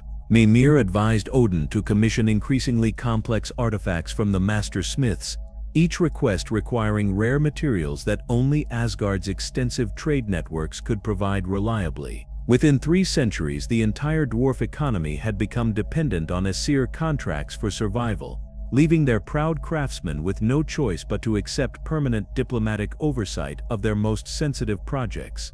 When Odin suggested placing resident ambassadors in the most important forges to ensure quality control and prevent potential security breaches, the dwarf lords understood the true nature of the arrangement they had entered, but found themselves without viable alternatives. These ambassadors were actually intelligence operatives who reported every innovation and maintained detailed records of which dwarven smiths possessed the skill to forge weapons capable of harming gods, information that would prove crucial during later phases of Asgardian consolidation. The light elves of Alfheim received markedly different treatment from their dwarf neighbors. Their realm's natural beauty and sophisticated magical resources making them more valuable as willing allies rather than subjugated vassals.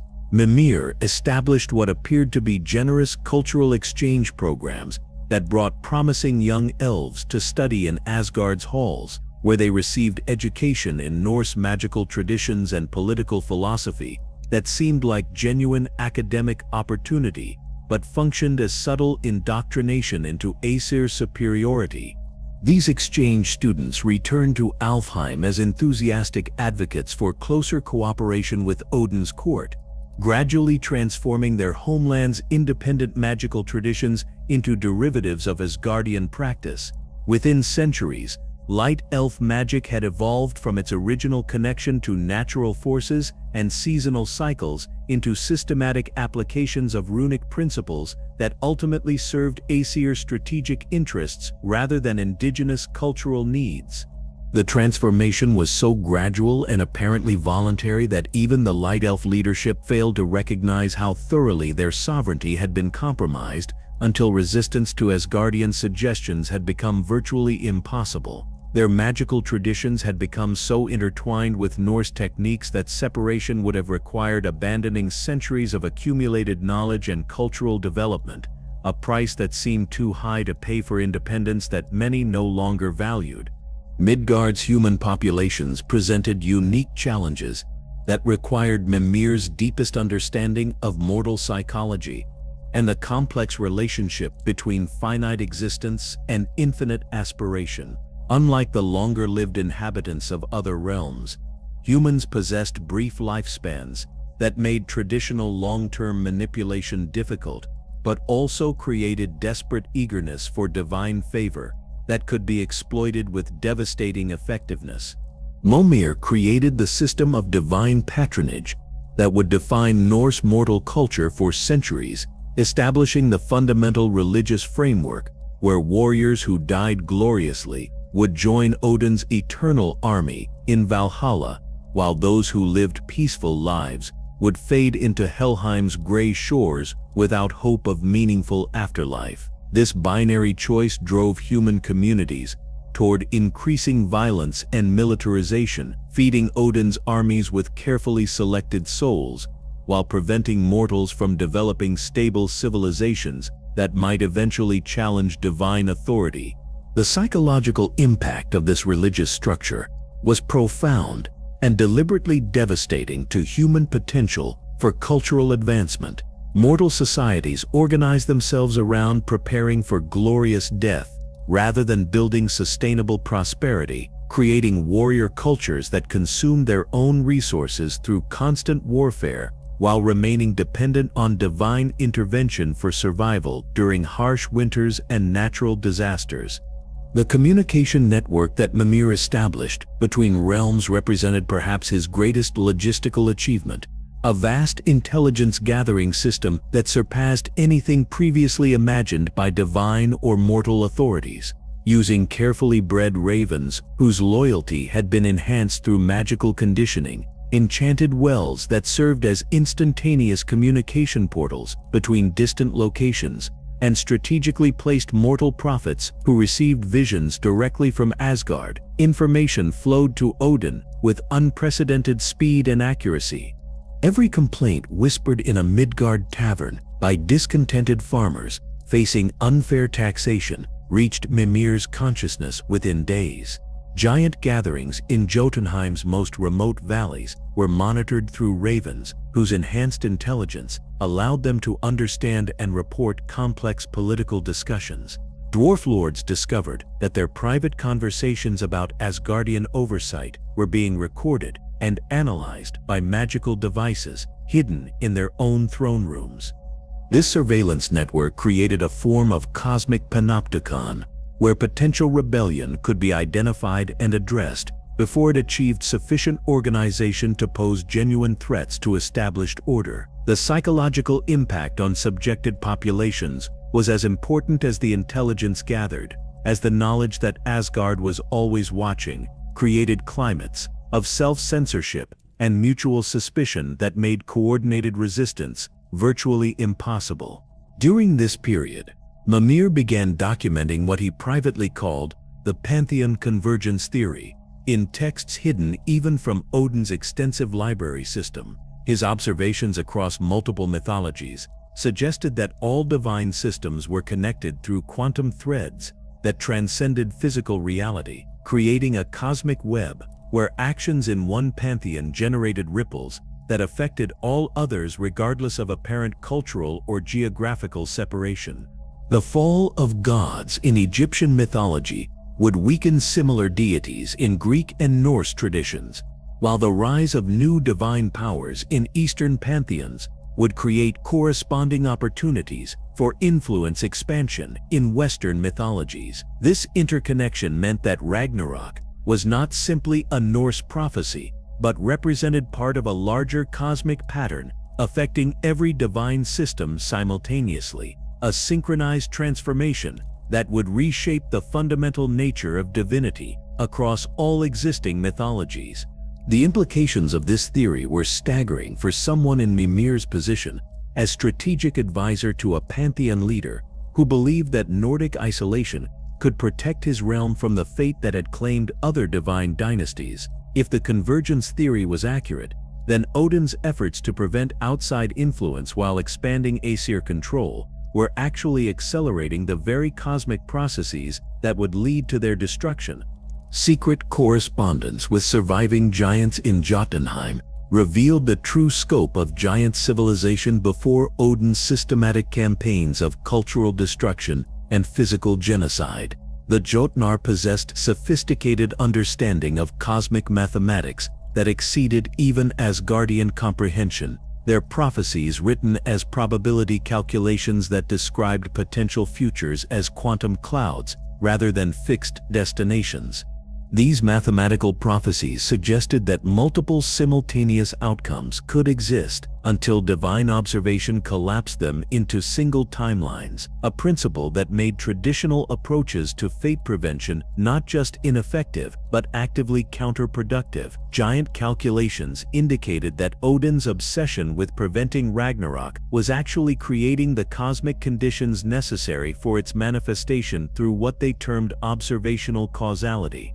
The knowledge that giants possessed about temporal mechanics and prophetic mathematics represented one of the primary reasons for Odin's determination to eliminate them as cultural and political entities. Their understanding of cosmic principles threatened the All-Father's fundamental assumptions about divine authority and the relationship between knowledge and power, suggesting that wisdom might actually decrease a ruler's ability to control outcomes rather than enhancing it. The discovery of temporal echo points throughout the 9 realms. added another layer of complexity to Mimir's growing understanding of cosmological crisis and the relationship between past, present, and future events. These locations existed where different time periods pressed against each other, creating windows that allowed observation of events from multiple chronological perspectives simultaneously. At one such echo point hidden in Vanaheim's deepest forest, Mimir witnessed his own severed head speaking with a scarred warrior and a young boy whose divine heritage was unmistakable despite his mortal appearance. This encounter existed simultaneously in his future and somehow in his past, creating temporal paradoxes that suggested the conversation had always happened and was eternally happening, regardless of when it might occur in linear chronological sequence. These temporal echoes revealed that certain events existed in causal loops that transcended normal understanding of cause and effect, occurring not because they were caused by preceding events, but because they had always existed as fixed points around which other possibilities organized themselves. The meeting with Kratos and Atreus was not simply foretold, but was actually creating the circumstances that would make it inevitable. Relationships with the Egyptian pantheon deepened significantly when Mimir learned that their gods were experiencing prophecies remarkably similar to Norse predictions, suggesting either communication between prophetic sources or coordination by intelligence that operated beyond individual mythological frameworks. Ra spoke of cosmic serpents that would devour solar illumination, while Osiris described visions of northern warriors bringing permanent death to immortal beings. These parallel prophecies aligned too perfectly to represent mere coincidence, implying either direct communication between otherwise isolated pantheon systems or manipulation by forces that existed outside and above all mythological structures. The possibility that gods themselves were being manipulated by higher authorities was deeply disturbing to beings who had always assumed they represented the apex of cosmic hierarchy.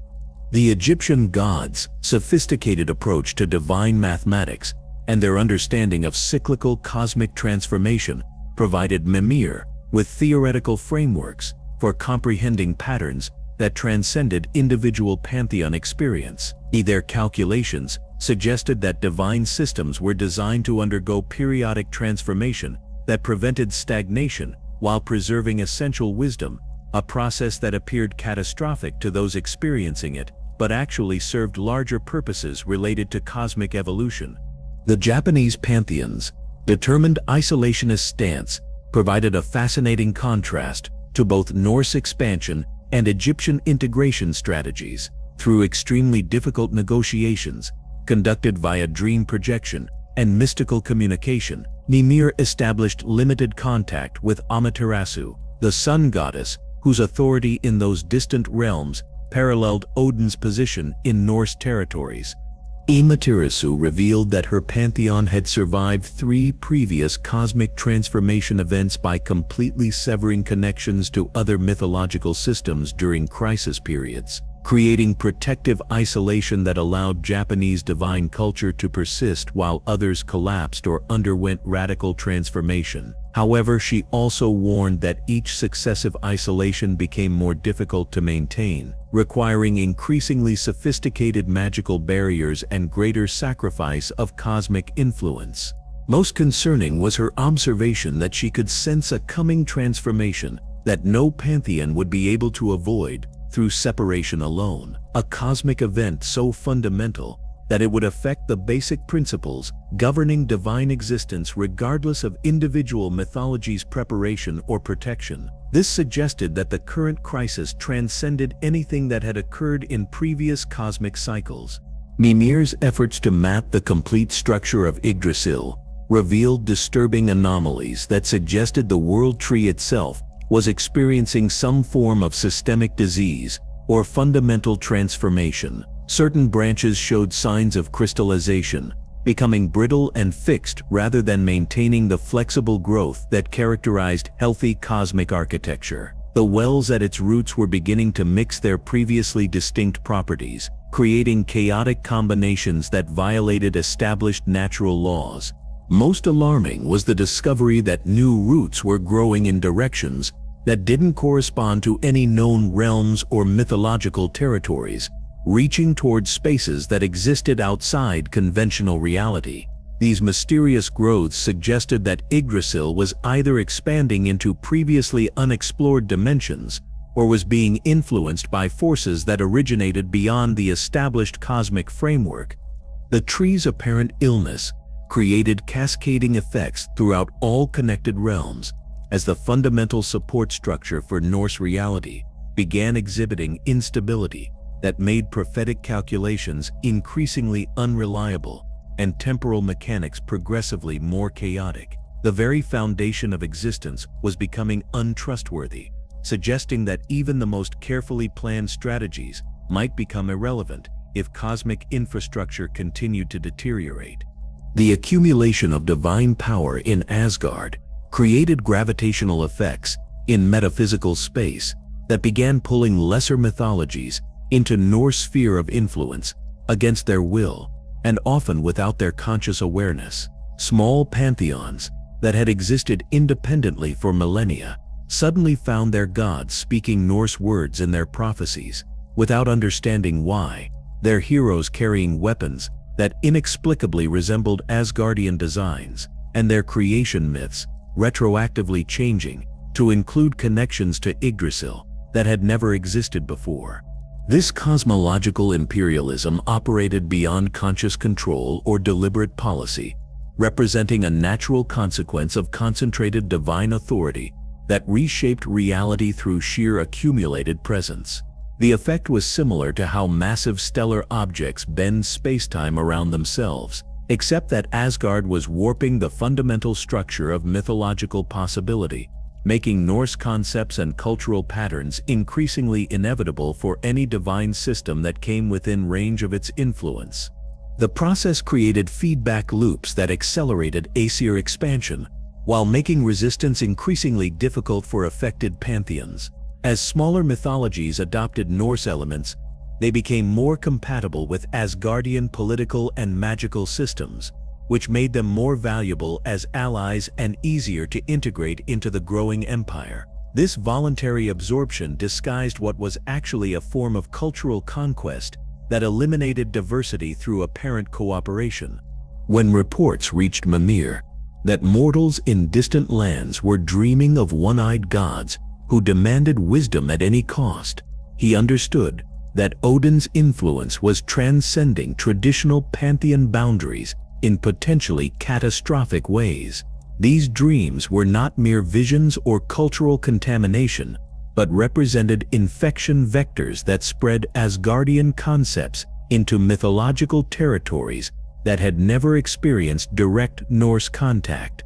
Each dreamer became a seed that would grow into cults worshipping Nordic deities in lands that possessed their own indigenous divine traditions, creating paradoxes where foreign gods achieved local authority through dream-induced conversion rather than military conquest or cultural exchange. This process generated temporal anomalies where effects preceded their supposed causes, as worship of Odin appeared in cultures before any logical mechanism for such religious transmission had occurred. The metaphysical implications were disturbing beyond immediate political concerns, suggesting that divine influence could operate through dimensions that transcended normal concepts of space, time, and cultural communication. If gods could gain worshippers through dream infection across mythological boundaries, then traditional methods of controlling divine expansion and preventing unwanted pantheon interactions had become obsolete. The corruption spreading through divine institutional mechanisms became visible in the Valkyries' increasingly erratic behavior and their abandonment of traditional standards for selecting honored dead. These psychopomp warriors who had once applied careful judgment in choosing which fallen warriors deserved Valhalla's eternal glory began harvesting souls indiscriminately, taking warriors who had died in accidents or from illness and retroactively declaring their deaths sufficiently heroic to warrant divine reward. Sigrun confided to Mimir during their private meetings that she could feel Odin's will gradually overriding the Valkyrie's individual consciousness and professional judgment, transforming them from independent arbiters of military honor into extensions of the All-Father's paranoid need to accumulate souls for his growing army. The psychic pressure to comply with increasingly unreasonable selection criteria was becoming unbearable for Valkyries who retained any connection to their original ethical standards. The systematic corruption of these divine warriors represented more than simple institutional dysfunction, but indicated fundamental changes in the nature of death itself within Norse cosmology. As the criteria for glorious death became more arbitrary and politically motivated, the entire concept of earned immortality was being replaced by conscription based on Odin's strategic needs rather than individual merit or divine justice. Mimir's discovery that Odin had begun experimenting with consuming the essence of captured gods from failing pantheons marked a critical escalation in divine ambition that crossed boundaries that had previously been considered absolute and inviolable. The All-Father was secretly capturing minor deities from mythological systems, experiencing collapse, and absorbing their accumulated power through rituals that Mimir recognized as variations on primordial creation magic that predated conventional divine authority. Each consumption made Odin stronger in terms of raw power, but also increasingly unstable as foreign divine essences created multiple personality fragments that competed for control within his consciousness. These absorbed god fragments retained memories and motivations that conflicted with Odin's objectives, creating internal opposition that manifested as unpredictable behavior and contradictory commands that confused even his most loyal subordinates. The psychological integration challenges created by this divine cannibalism suggested that Odin was not simply accumulating power, but was fundamentally transforming into something that transcended traditional categories of individual godhood. He was becoming a composite being whose identity represented accumulated divine essence from multiple sources rather than unified consciousness with consistent personality and motivation. The economic systems that Mimir had carefully constructed to bind the 9 realms together through mutually beneficial trade relationships began showing signs of deliberate sabotage that he eventually traced back to Loki through careful analysis of transaction patterns and supply chain disruptions. The trickster god, despite being oath-bound as Odin's blood brother, was placing subtle flaws in commercial agreements that would cause catastrophic economic collapses if triggered simultaneously. When Mimir confronted Loki privately about these calculated acts of infrastructure sabotage, the shapeshifter's response revealed a sophisticated understanding of systemic vulnerabilities that exceeded even Mimir's comprehensive knowledge of Asgardian economic architecture. Loki simply smiled, with the serene confidence of someone who had planned multiple moves ahead, and explained that every empire needed carefully designed exit strategies, even if the emperor was too proud or paranoid to plan his own succession.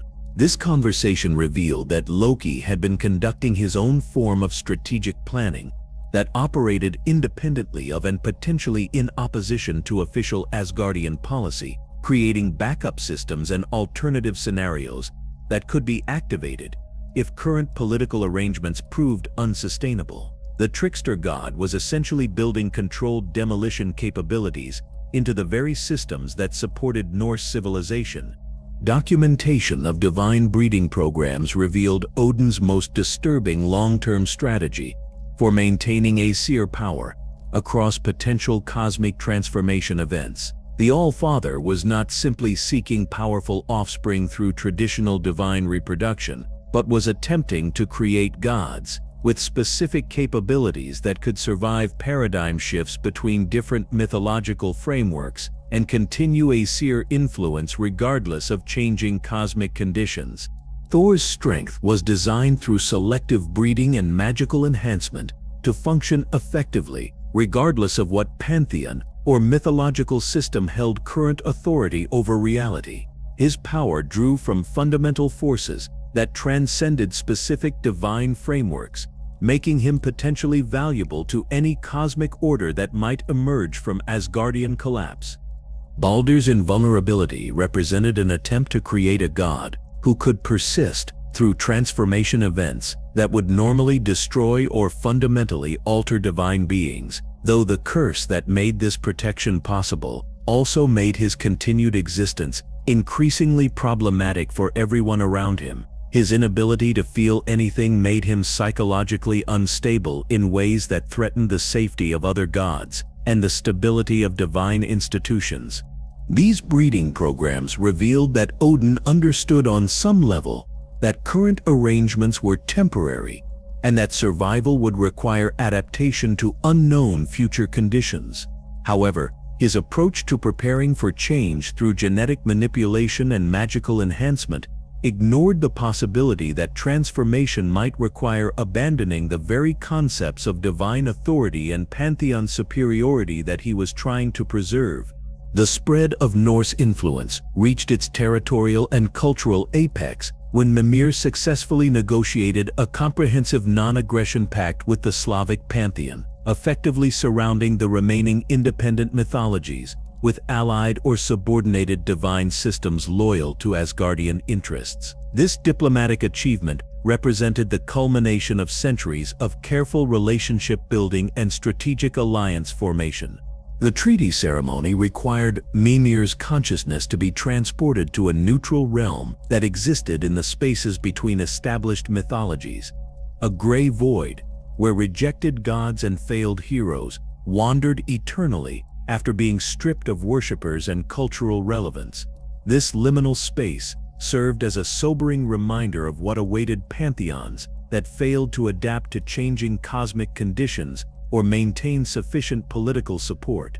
Observing the forgotten divine beings who inhabited this interdimensional wasteland provided Mimir with crucial insights into the ultimate fate that threatened all mythological systems regardless of their current power or influence.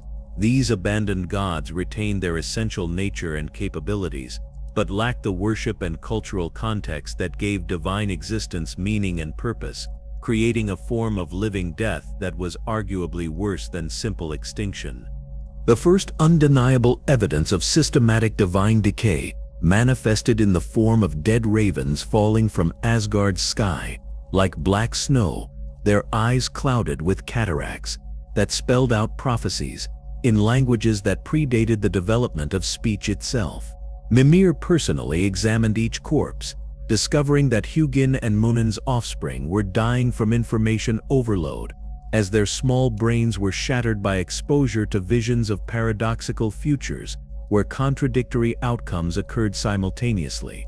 These birds had been bred and magically enhanced to serve as Odin's eyes and ears throughout the 9 realms, but their enhanced intelligence made them vulnerable to the type of prophetic paradoxes that were becoming increasingly common as the cosmic order approached fundamental transformation. They were witnessing events that violated logical consistency and temporal causality, observations that proved fatal to minds not equipped to process such contradictions. Odin's response to this crisis demonstrated his fundamental misunderstanding of the relationship between knowledge accumulation and cognitive stability. Rather than reducing the prophetic burden on his surviving ravens or investigating the root causes of the temporal paradoxes they were encountering, he ordered the breeding of stronger birds with enhanced mental capacity, essentially escalating the very problem he was attempting to solve. Mimir's discovery of Odin's secret torture chambers hidden beneath the roots of Yggdrasil fundamentally altered his understanding of how desperately the All-Father had become and how far he was willing to transgress basic ethical principles in pursuit of preventing foretold destruction. These hidden facilities contained not just captured enemies and political prisoners, but alternate versions of Odin himself, pulled from different timelines, each being systematically tortured for information about how they had failed to prevent their respective versions of Ragnarok. The existence of these imprisoned alternate Odins revealed that the All-Father had developed techniques for accessing parallel realities and extracting versions of himself from timelines where different choices had led to different outcomes. He was essentially torturing himself across multiple dimensions, seeking information that would allow him to avoid the mistakes that his other selves had made. The psychological implications of this practice were staggering, even by divine standards, as it required Odin to confront infinite versions of his own failure, while maintaining enough emotional distance to continue the torture necessary to extract useful information. The screams of countless alternate Odins had created a symphony of despair that was slowly poisoning the world tree's root system, contaminating the sources of wisdom and natural law that supported all existence within Norse cosmology. The relationship between prophecy and reality began experiencing dangerous inversion that defied all previous understanding of causality and temporal mechanics within established cosmic frameworks. Events that had been clearly foretold through multiple independent prophetic sources started occurring in fundamentally different ways, not because anyone had successfully changed their actions or modified circumstances, but because the prophecies themselves appeared to be degrading and losing their connection to actual future events. Ancient texts that had remained stable for millennia would shift their content between readings, sometimes changing mid-sentence while being actively observed by reliable witnesses. Words in prophetic scrolls would rearrange themselves into entirely new meanings that contradicted their previous implications, while maintaining the same physical appearance and mystical authenticity that had originally validated their divine origin. The Norns themselves confessed to Mimir during a carefully arranged secret meeting that they could no longer distinguish between the threads of fate they were actively weaving and patterns that seemed to be weaving themselves through their consciousness without their awareness or consent. The sisters who had controlled destiny since the beginning of cosmic time were discovering that destiny was beginning to control them instead. This fundamental breakdown in prophetic authority created cascading uncertainty throughout all levels of divine and mortal society, as beings who had organized their entire existence around predicted futures discovered that those futures were no longer reliable guides for decision-making. The very concept of fate was becoming unstable, suggesting that either cosmic laws were changing or that external forces were actively interfering with the mechanisms that had previously governed reality. Baldur's psychological condition worsened dramatically as he reached full divine maturity and gained sufficient intellectual sophistication to comprehend the complete scope of his cursed existence. The young god would spend hours standing in roaring fires, trying desperately to feel their heat, cutting himself with sacred weapons in futile attempts to experience pain, embracing lovers while searching for any sensation beyond the eternal numbness that defined every moment of his consciousness. His experiments with sensation became increasingly extreme as his frustration grew, including deliberate attempts to die through methods that should have been impossible to survive, even with magical invulnerability.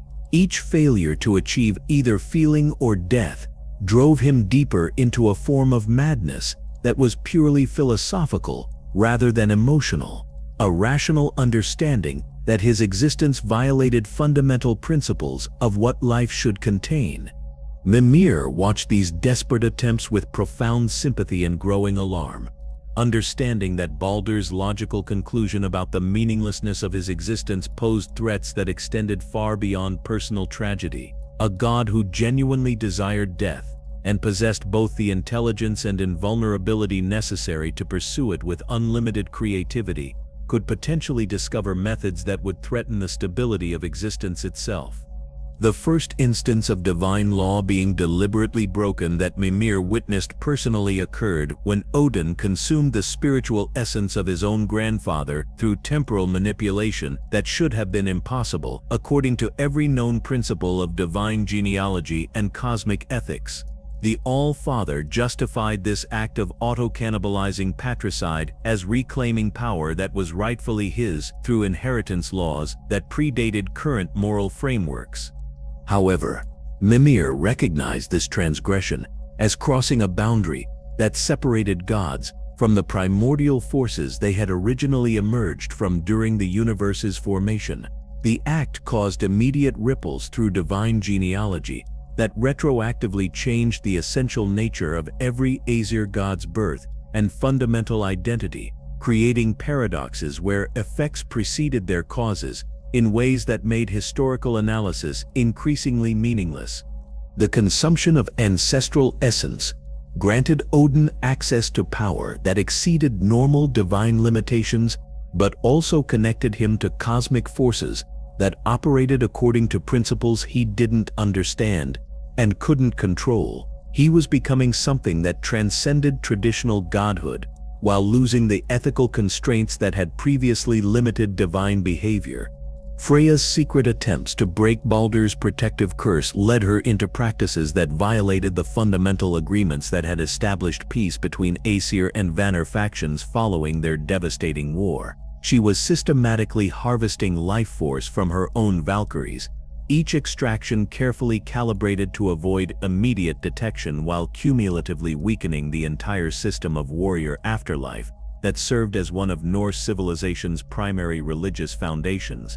Mimir discovered this desperate activity through discrepancies in spiritual accounting that appeared in reports from Valhalla's administrative systems, irregularities that initially seemed like clerical errors, but revealed patterns consistent with systematic energy drain when analyzed over extended time periods. Each Valkyrie was losing small amounts of essential life force that individually seemed insignificant, but collectively represented massive power extraction. The moral complexity of this situation created one of Mimir's most difficult decision-making challenges, as exposing Freya's activities would trigger immediate political crisis, while remaining silent made him complicit in weakening defensive systems that protected mortal souls throughout the 9 realms. He chose silence based on calculations that revealing Freya's desperation would accelerate cosmic collapse, while preserving the secret would merely continue existing deterioration at manageable rates. The evidence that Tyr was actively working against Odin's interests emerged through intercepted communications with giant survivors that Mimir was officially supposed to destroy, but instead preserved in hidden archives for future analysis. The god of justice had established an extensive underground network that helped endangered giants escape to realms beyond Odin's current reach, operating not from personal betrayal, but from adherence to ancient laws that predated Aesir political dominance. These primordial legal principles, written into the fundamental structure of cosmic justice itself, declared that no species could be completely eliminated without triggering consequences that would unravel reality's basic organizational frameworks. Tyr understood that Thor's genocidal campaigns against giant civilization were not just morally wrong, but were actively destabilizing the cosmic order through violation of principles that governed the relationship between creation and destruction. The underground railroad that Tyr had organized represented one of the most sophisticated resistance operations in mythological history, utilizing temporal manipulation, dimensional displacement, and identity magic to move entire giant families to safety while maintaining perfect operational security against Odin's extensive surveillance networks. The success of these rescue operations demonstrated that divine authority was not as absolute as Asgardian propaganda suggested. Mimir's personal breaking point arrived when he discovered that the Well of Knowledge had begun deliberately providing false visions designed to mislead those who sought wisdom from its waters. The corruption wasn't external contamination, but internal transformation, as if the accumulated knowledge of all existence had developed its own agenda and was actively working to subvert the very seekers it was supposed to enlighten. When Mimir confronted his future self, who served as the Well's eternal guardian, he learned that every guardian eventually realized that perfect knowledge necessarily included awareness of things that should not exist, and that knowing about such entities inevitably brought them into being. The well had become a mechanism for introducing cosmic threats into reality through the act of revealing information about them to consciousness capable of processing such revelations. This discovery meant that Mimir's entire philosophical foundation was built on principles that were fundamentally flawed and potentially dangerous. His pursuit of absolute wisdom was not just futile, but was actively contributing to cosmic destabilization by expanding the boundaries of what could exist through the simple act of becoming aware of additional possibilities. The symptoms of divine madness spreading through Asgard's halls manifested in increasingly bizarre ways that defied conventional understanding of mental illness and suggested that reality itself was becoming unreliable rather than individual gods losing their sanity. Divine beings would forget their own names mid-conversation while simultaneously remembering identities they had never possessed, creating confusion about fundamental questions of personal identity and continuity. Divine weapons began refusing to function for their designated wielders, while working perfectly for mortals who theoretically shouldn't have been able to lift them, suggesting that the magical bonds between gods and their artifacts were weakening or becoming confused about proper authority relationships. The very concept of godhood was flickering in and out of existence, like flames in temporal wind, making divine status conditional rather than absolute. These manifestations indicated that the crisis transcended individual psychological problems and represented systematic breakdown in the categories that organized reality itself.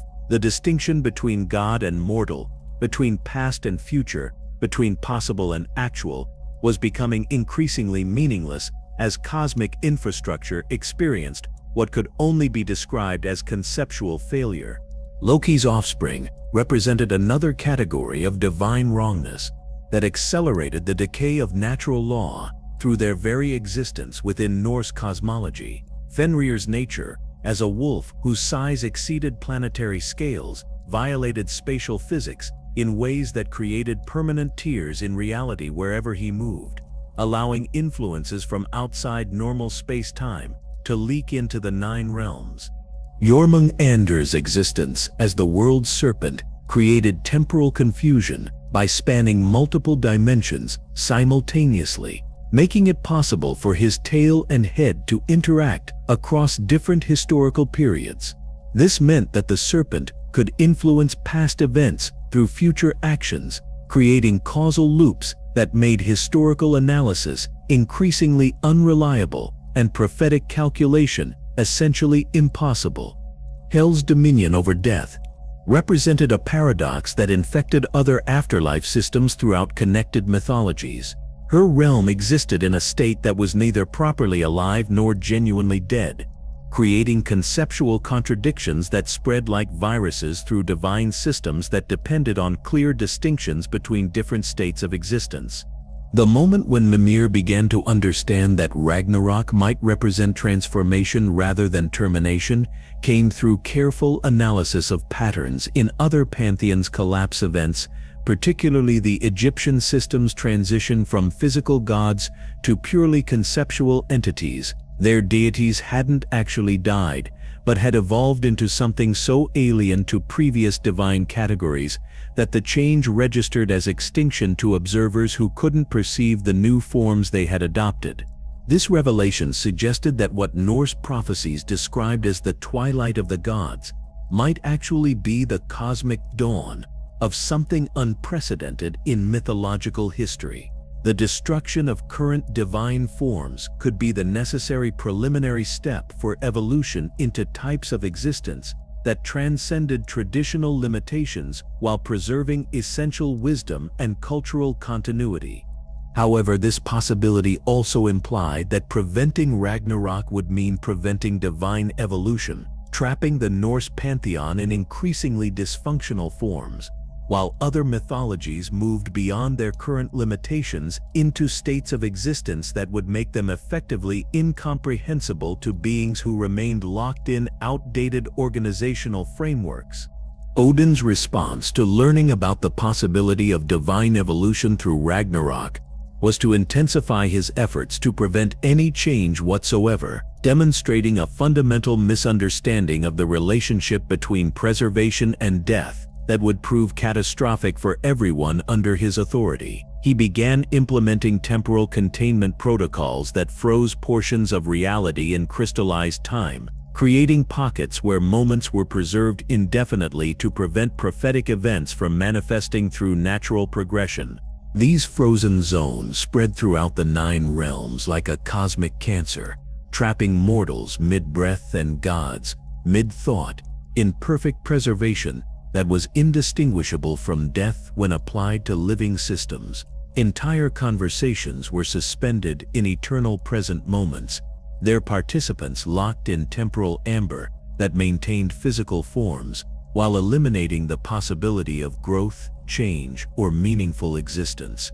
Mimir watched with growing horror as Odin created what amounted to a museum of preserved moments, collecting instances of apparent happiness and success while failing to understand that life without the possibility of change was simply death disguised as conservation. The All-Father was murdering the very civilization he claimed to be protecting, transforming vibrant communities into static displays of what had once been alive. The discovery that other pantheons were experiencing synchronized decay patterns proved that the crisis transcended Norse mythology and represented either coordinated attack by forces beyond all divine comprehension, or, more terrifyingly, systematic failure in the fundamental principles that governed mythological existence across all cultural frameworks simultaneously. Greek oracles were spontaneously speaking Norse prophecies in languages they had never learned, while Egyptian hieroglyphs rewrote themselves to describe Ragnarok using symbols that predated contact between those civilizations. Eastern dragons, beings whose existence was theoretically independent of Norse cosmological influence, began experiencing dreams of wolves swallowing solar bodies and cosmic trees withering from metaphysical disease. This convergence of prophetic imagery across completely separate mythological systems suggested that either all pantheons were aspects of a single dying entity experiencing multiple organ failure, or that some force operating beyond individual divine frameworks was orchestrating synchronized collapse. The implications were staggering for beings who had always assumed that their respective mythologies represented independent and self-contained systems of reality. If all divine frameworks were connected at levels deeper than cultural exchange or political interaction, then the fall of any major pantheon could trigger cascading failures that would destroy mythological civilization itself. Secret meetings between Mimir and surviving giant mathematicians revealed their possession of theoretical proofs, demonstrating that preventing prophecy was logically impossible within closed systems that contained the consciousness capable of making such prophecies. Any action taken to prevent a foretold event necessarily created the informational conditions required for that event to manifest through alternative causal pathways that hadn't been anticipated by the prevention attempts. The giants called this principle the prophecy paradox and had developed mathematical models showing that the only solution involved opening closed systems by introducing elements from outside established mythological frameworks. However, they refused to elaborate on what such external elements might consist of, or how contact with them could be established without triggering even worse consequences than the original prophetic threats.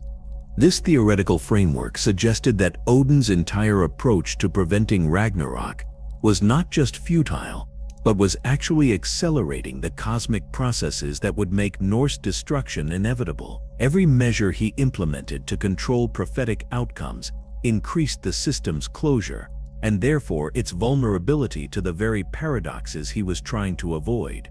When Heimdall began reporting observations of events reflected in the Bifrost that had never happened and would never happen, but were somehow still sufficiently real to cast reflections, Mimir understood that the boundary between possibility and actuality was dissolving throughout Norse cosmology. The Rainbow Bridge was showing images of alternative timelines where different choices had led to different outcomes, creating confusion about which reality was primary and which were merely potential.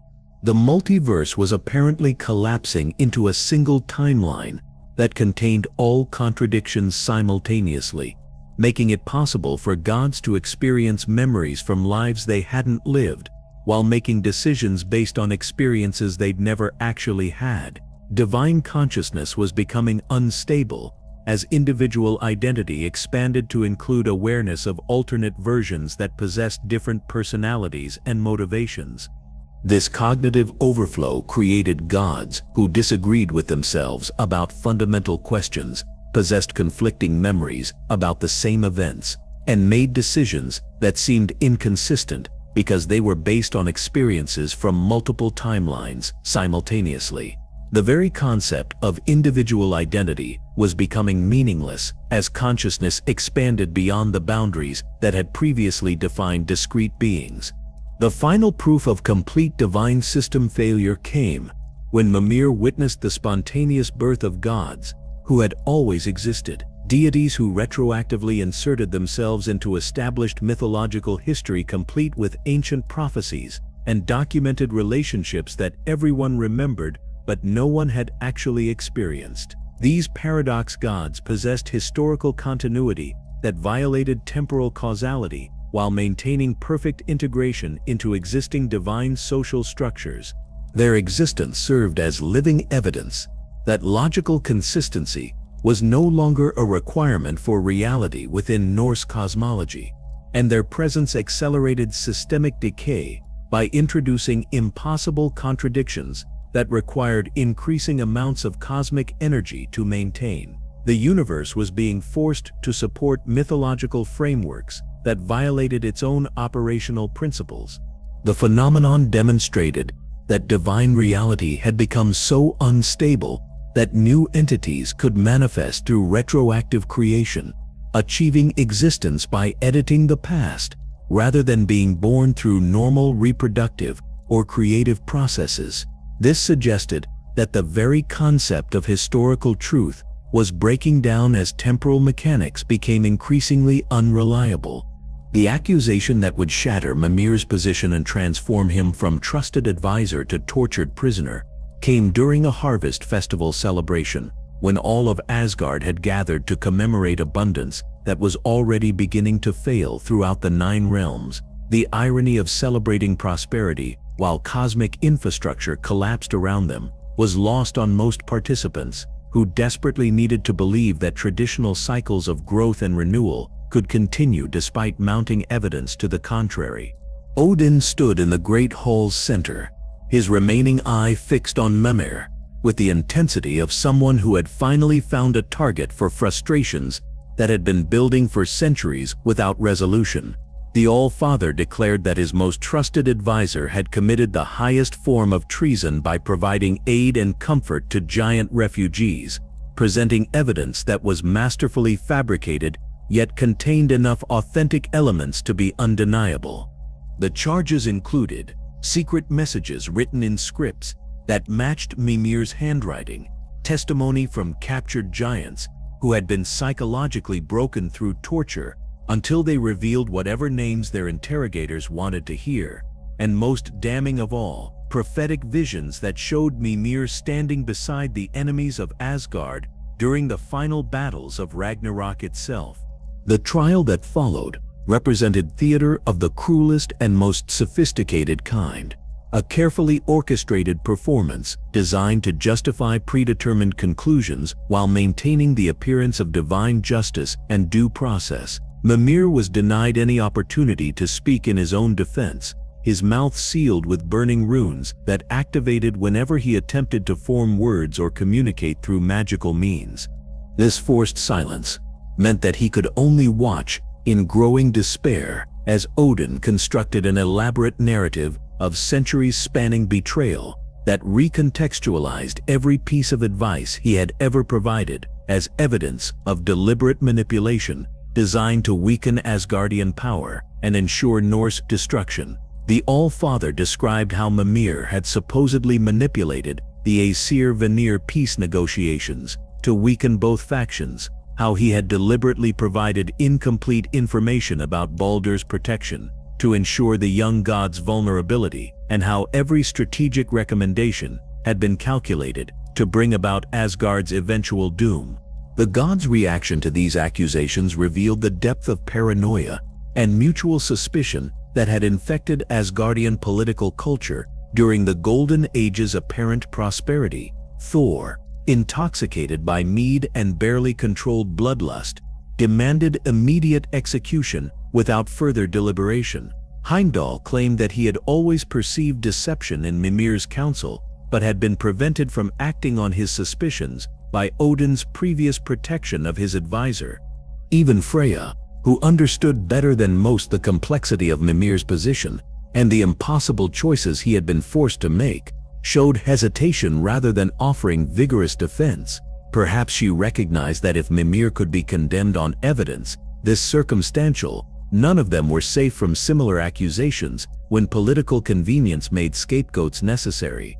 The sentence that Odin pronounced was crafted with diabolical creativity, to be simultaneously merciful and utterly cruel, preserving Mimir's consciousness and accumulated knowledge, while eliminating everything that made existence tolerable or meaningful. He would be transformed into living wood through slow magical metamorphosis, his body becoming part of a tree that would grow at the intersection of all 9 realms, where he could witness every significant event but influence absolutely nothing. His vast knowledge would remain perfectly intact but completely useless, his wisdom present but eternally unheard, his consciousness preserved in a state of absolute powerlessness that would make death seem like merciful release. The transformation would require 109 winters to complete, 1 winter for each giant that Odin claimed Mimir had helped escape Asgardian justice. The ritual of transformation began immediately in the deepest chambers of Asgard, conducted in locations where the world tree's roots penetrated directly into divine realm substrata. Odin himself performed the magic using runic formulae that predated the pantheon's formation, drawing power from the well of Urd itself and channeling forces that existed before the current cosmic order had achieved stability. Mimir felt his flesh beginning to harden into bark, while his blood slowed to sap and his bones transformed into heartwood. But the physical metamorphosis was secondary to the mental reshaping that forced his consciousness to synchronize with tree-time perception. His thoughts were compelled to slow until they matched the temporal rhythms of growing wood, creating a form of cognitive torture where subjective minutes stretched into subjective centuries of awareness. The first winter of imprisonment introduced Mimir to suffering that transcended all previous categories of pain and entered entirely new realms of existential horror.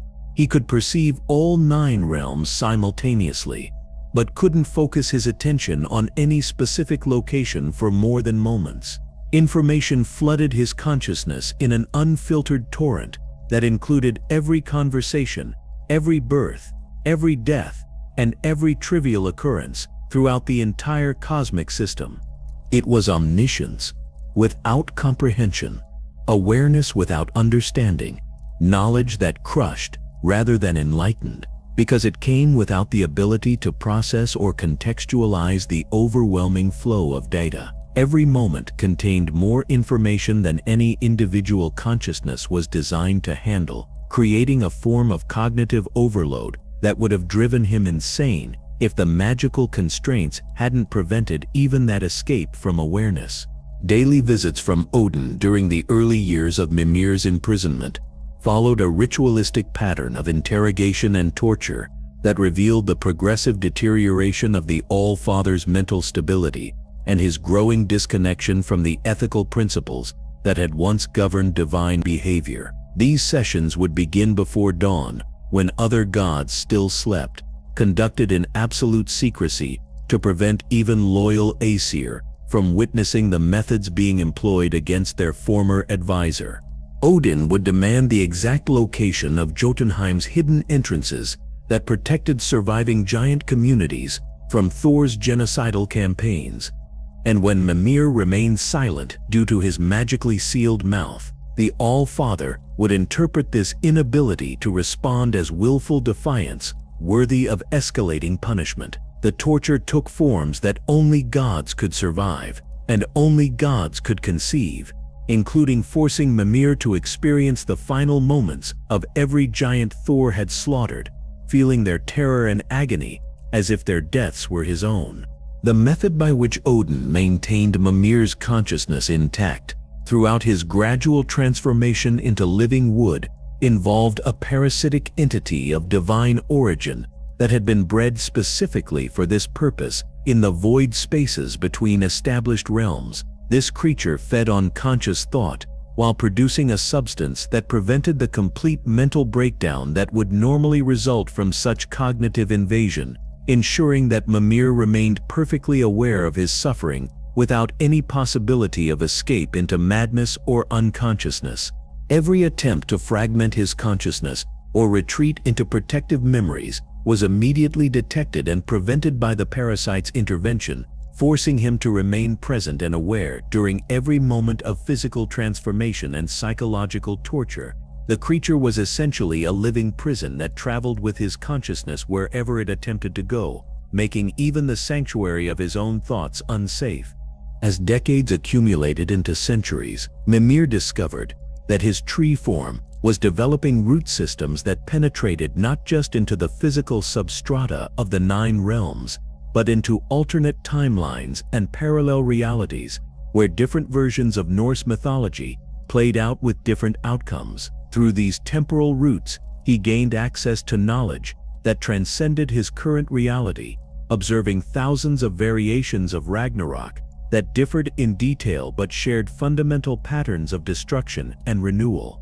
More disturbing were the timelines where Ragnarok never occurred, where Odin's tyrannical authority continued indefinitely, while the stagnation caused by prevented prophecy created a form of cosmic necrosis that made death seem preferable to eternal preservation. These alternate realities demonstrated that preventing the twilight of the gods would not preserve Norse civilization, but would condemn it to a fate worse than destruction.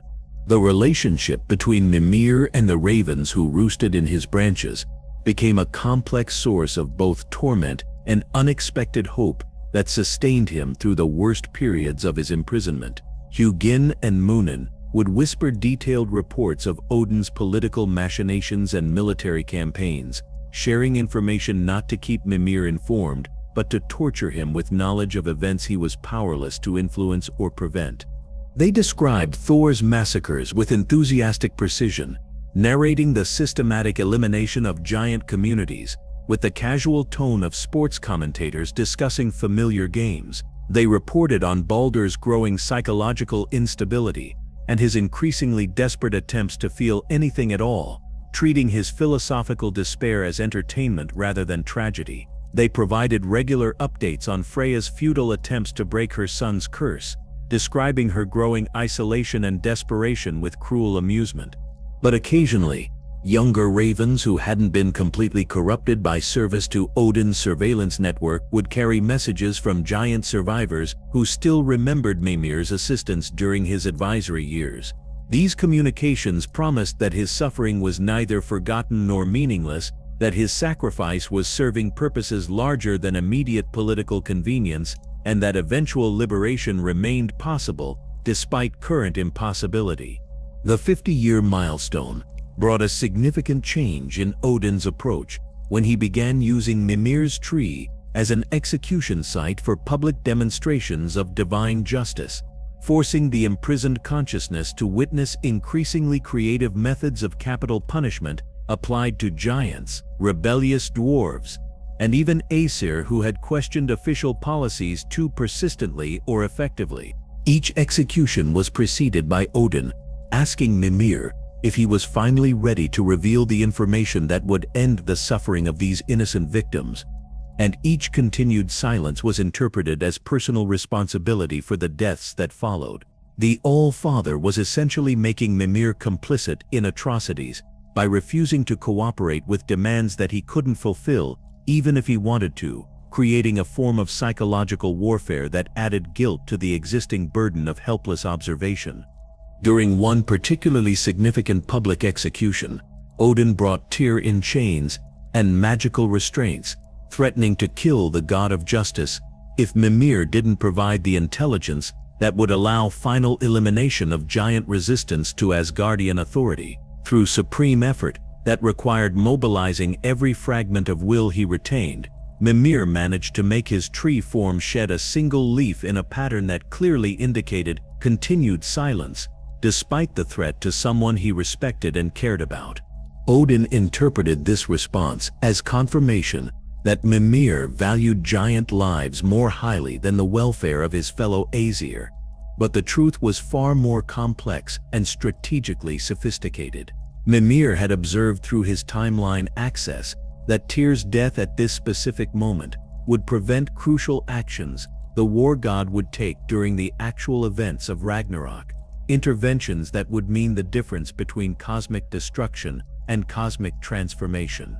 The transformation of Mimir's tree into a natural focal point for realm-spanning magical forces was an unintended consequence that Odin tried repeatedly to reverse through increasingly desperate and dangerous experimental procedures. The tree existed simultaneously in all 9 realms due to its position at cosmic intersection points, making it a natural conduit for energies that normally couldn't interact without causing reality-threatening explosions.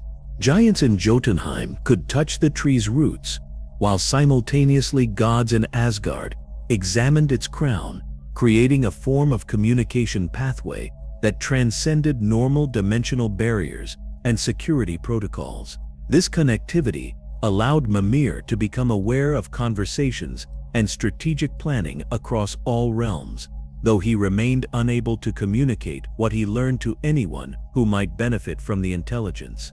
The discovery that Kratos had arrived in Midgard came to Mimir's attention through the tree's sensitivity to divine presence, rather than through any report from Odin's conventional surveillance networks, which had failed to detect the ghost of Sparta's presence due to his fundamental nature as a void that consumed divine energy rather than radiating it. The Greek god's essence felt like a wound in reality to anyone sensitive enough to perceive such disturbances. The presence of foreign divinity in Norse territories created ripples that Mimir recognized immediately as the external element required to break the closed system prophecy paradox that had made Ragnarok simultaneously inevitable and impossible. Years before Kratos would actually find his imprisoned form, Mimir began preparing for their eventual encounter through the only means available to his current condition. He began directing the growth of his tree form to create specific structural weaknesses that would make cutting easier when the moment arrived, positioning sap flows to provide clear visual targets for someone seeking to decapitate the consciousness within the wood, and most importantly, growing his bark into patterns that would catch the attention of a warrior seeking answers to questions about divine governance and cosmic justice. These preparations required decades of microscopic effort, as each tiny modification demanded months of concentrated will to achieve. But Mimir understood that this encounter would represent his only opportunity to influence events in ways that might prevent the worst possible outcomes during the cosmic transformation that was approaching with mathematical inevitability. The psychological torture intensified dramatically when Odin discovered that Mimir's tree had become an unofficial pilgrimage site for mortals seeking wisdom and divine guidance during increasingly difficult times. Desperate farmers facing crop failures, warriors preparing for battles they expected to lose, and mothers grieving children claimed by disease would journey to the tree hoping to receive signs or omens that might provide comfort or direction. Odin's response was to poison these pilgrims slowly through magical contamination that would kill them days after they left the tree's vicinity, ensuring that they died while begging for the wisdom that Mimir couldn't provide. Their bodies were transported back to the tree's base, where they were left to decompose among the roots, forcing Mimir to absorb their remains and experience their final desperate moments repeatedly as their essence merged with his transformed consciousness. This practice served multiple purposes in Odin's psychological warfare strategy, demonstrating the consequences of seeking unauthorized divine guidance, while simultaneously tormenting Mimir with direct responsibility for deaths that resulted from his inability to provide the wisdom that desperate mortals sought. Every pilgrim's death became another weight added to the accumulated guilt that was designed to break his resistance to interrogation. When Thor's sons Magni and Modi reached adolescence and began using Mimir's tree as a training target for practicing combat techniques with divine weapons, the physical damage exceeded simple harm to bark and branches. Each blow from their enchanted weapons disrupted the delicate network of awareness that Mimir had cultivated across multiple realms, temporarily severing his connection to different cosmic regions and leaving him partially blind to events he needed to monitor. The brothers would compete to see who could make the tree bleed sap that most resembled tears or other expressions of human emotion, treating their target practice as entertainment, while remaining completely unaware that they were literally striking at the foundation of knowledge that held their realm together. Their casual brutality demonstrated how thoroughly the corruption of divine culture had progressed under Odin's influence. The measures that Odin implemented after the 75th year of Mimir's imprisonment transcended conventional definitions of cruelty and entered experimental territories that violated fundamental laws governing divine existence and the relationship between consciousness and physical reality. The All-Father had discovered references in forbidden Egyptian texts to procedures that could extract knowledge directly from consciousness without requiring communication or cooperation, techniques that bypassed the need for traditional interrogation entirely. These procedures demanded materials that existed only in the spaces between dead pantheons, cosmic regions, where failed mythologies had collapsed into metaphysical debris that retained fragments of their original divine properties, while lacking the organizational structure that had once made them comprehensible. Odin was forced to send expeditions into these necrotic zones, where reality itself had become unreliable and potentially toxic to beings who still maintained coherent mythological identity. The first extraction attempt involved inserting crystallized fragments of forgotten gods into Mimir's tree form, creating artificial conduits through which memories and knowledge could be directly siphoned from his consciousness without his awareness or consent. The crystals had been harvested from the spiritual remains of a Mesopotamian deity whose name had been completely erased from existence, leaving only concentrated essence that burned through bark and heartwood like acid through flesh. Instead of revealing the strategic intelligence that Odin sought about giant refuge locations and resistance networks, the procedure only succeeded in extracting Mimir's most personal memories from his time as Robin Goodfellow, experiences that had no military or political value but represented the complete erasure of his original identity and connection to his fairy heritage. Each extracted memory left a void in his consciousness that could never be restored. When traditional extraction methods failed to produce useful intelligence, Odin began importing conceptual frameworks from pantheons that operated according to entirely different fundamental principles, attempting to force incompatible divine systems to interact in ways that generated the information he desperately needed. A Buddhist technique designed to achieve enlightenment through understanding the unity of all suffering was perverted into a torture method that made Mimir experience every moment of his existence simultaneously.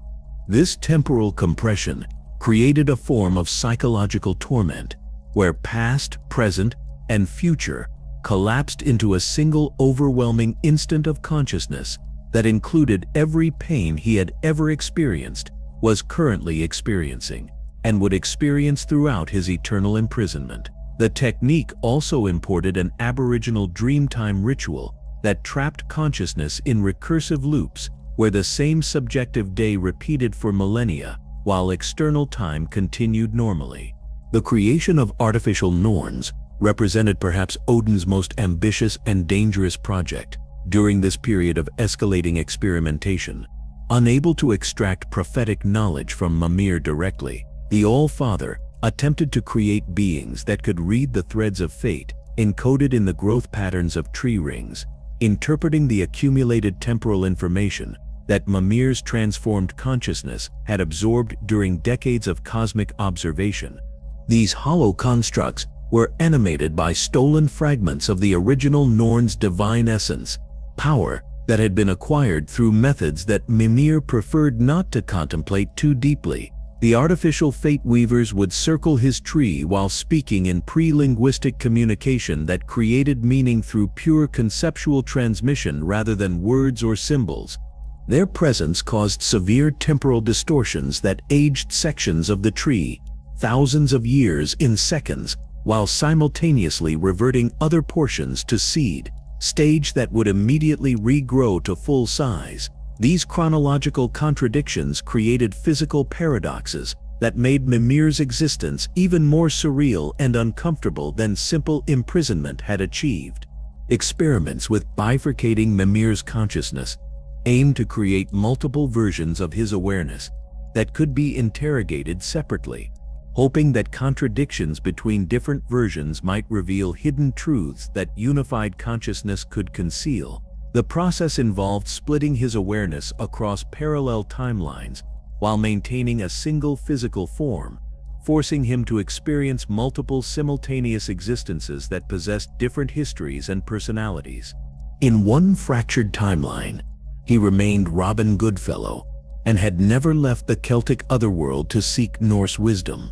In another, he had become Odin's most loyal servant and genuinely supported every decision the All-Father made. A third version had betrayed Asgard completely and actively worked to ensure its destruction through whatever means necessary. These alternate selves were forced to observe each other through shared consciousness, creating a form of existential torture where Mimir could see all the different lives he might have lived while remaining trapped in the one path he had actually chosen. The psychological strain of maintaining awareness of contradictory identities while preserving any sense of personal continuity pushed him closer to genuine madness than any previous torture had achieved. The importation of Slavic hexes, designed to compel truth from forest spirits, proved catastrophic when applied to Mimir's fundamentally transformed nature. These enchantments operated according to principles of natural law rather than divine mandate, treating him as a magical tree rather than an imprisoned consciousness, which caused completely unintended consequences that threatened the stability of temporal reality throughout the 9 realms. The hexes caused his tree form to begin growing backwards through time, with leaves unbudding into twigs, branches shrinking back into the trunk, and roots retreating from soil, while his consciousness remained fixed in the present moment. The sensation of unbecoming, while still maintaining awareness, created paradoxes that manifested as physical anomalies throughout connected realms. Rivers began flowing uphill in regions where temporal distortion was strongest, while seasons occurred in reverse order, and some mortals found themselves growing younger instead of aging. The entire cosmic infrastructure that supported Norse reality began experiencing glitches that suggested fundamental programming errors in the underlying structure of existence itself.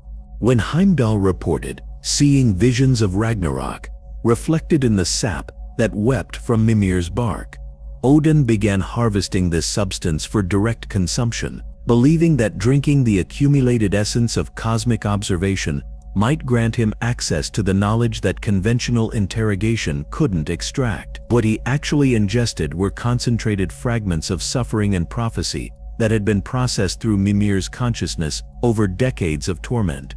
The consumption of this spiritual distillate began altering Odin's perception of reality in ways that made it increasingly difficult for him to distinguish between his own experiences and Mimir's memories.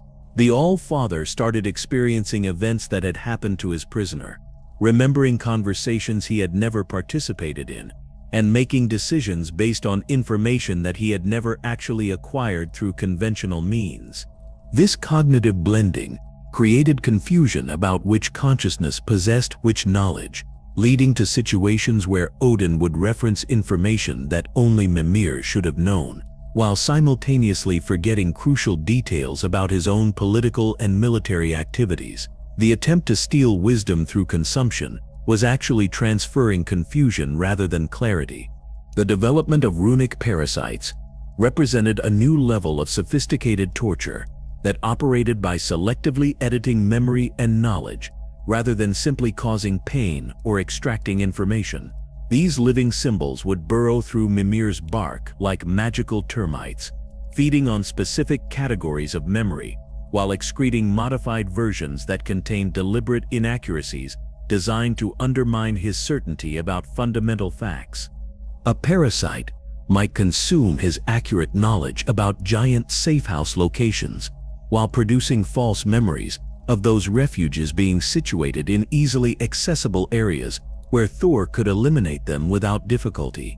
The torture wasn't simply losing true information, but gaining false data that felt absolutely real and carried the same emotional weight as authentic memories. This form of cognitive warfare meant that Mimir could no longer trust his own knowledge, as any piece of information might have been corrupted by parasitic editing that left no traces of the modification process. He was forced to question every fact he thought he knew, creating uncertainty about even the most basic elements of his identity and experience. The discovery that Mimir's root system had penetrated into the Celtic otherworld prompted Odin to attempt severing these connections, using weapons forged from the bones of primordial giants who had existed before the current cosmic order achieved stability. The All-Father personally attacked roots that existed partially outside Norse cosmological boundaries, using tools that could cut through dimensional barriers. Each severed root caused Mimir to experience the sensation of having fundamental aspects of his nature permanently amputated, losing abilities and perceptions that had defined his essential identity since his transformation from fairy to cosmic advisor. His capacity to understand certain ancient languages would vanish completely, then return fundamentally altered so that familiar words meant entirely different things. The assault on his connection to his original heritage was designed to isolate him completely within Norse conceptual frameworks, eliminating any possibility that he might draw strength or inspiration from sources outside Odin's control. The All-Father understood that Mimir's mixed nature was part of what made him valuable, but he wanted that value to be completely dependent on Asgardian authority. Odin's recruitment of entities from dissolved pantheons to assist in breaking Mimir's resistance represented a desperate expansion of acceptable methods that violated every principle of pantheon sovereignty and divine dignity.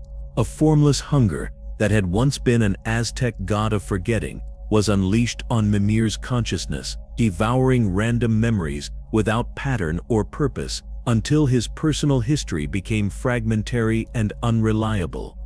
The gaps left behind by this entity weren't empty spaces, but were filled with static, a form of cosmic white noise that made thinking feel like screaming and prevented any form of meditation or mental escape from immediate torment. A Japanese demon that existed in the spaces between thoughts was bound to his consciousness, intercepting and corrupting any mental process that might lead to peace, understanding, or psychological adaptation to his circumstances. These foreign entities brought with them incompatible concepts and alien forms of consciousness that created cognitive dissonance within Mimir's awareness, forcing him to experience existence according to mythological frameworks that had never been designed to interact with Norse divine psychology. He was becoming a battlefield where different pantheon systems fought for dominance within a single consciousness. The construction of a probability engine around Mimir's tree represented Odin's most technologically sophisticated attempt to extract knowledge through computational force rather than psychological manipulation. This massive mechanism, constructed from brass gears and crystallized fate, required the sacrifice of minor gods to power its calculations, their divine essence converted into computational energy, that could process billions of potential futures per second. The engine was designed to calculate every possible timeline, until it found one where Mimir revealed the information Odin sought, then determine what conditions would be necessary to make that timeline become reality. Instead of finding a successful interrogation scenario, the machine discovered that in every timeline where Mimir broke and provided the requested intelligence, Ragnarok became something infinitely worse than the destruction described in traditional prophecies. When conventional divine measures failed to produce the intelligence that Odin desperately needed to complete his genocidal campaigns against giant civilization, the All-Father turned to mortal magic, amplified far beyond safe operational limits through channeling divine power through human consciousness that was never designed to handle such forces.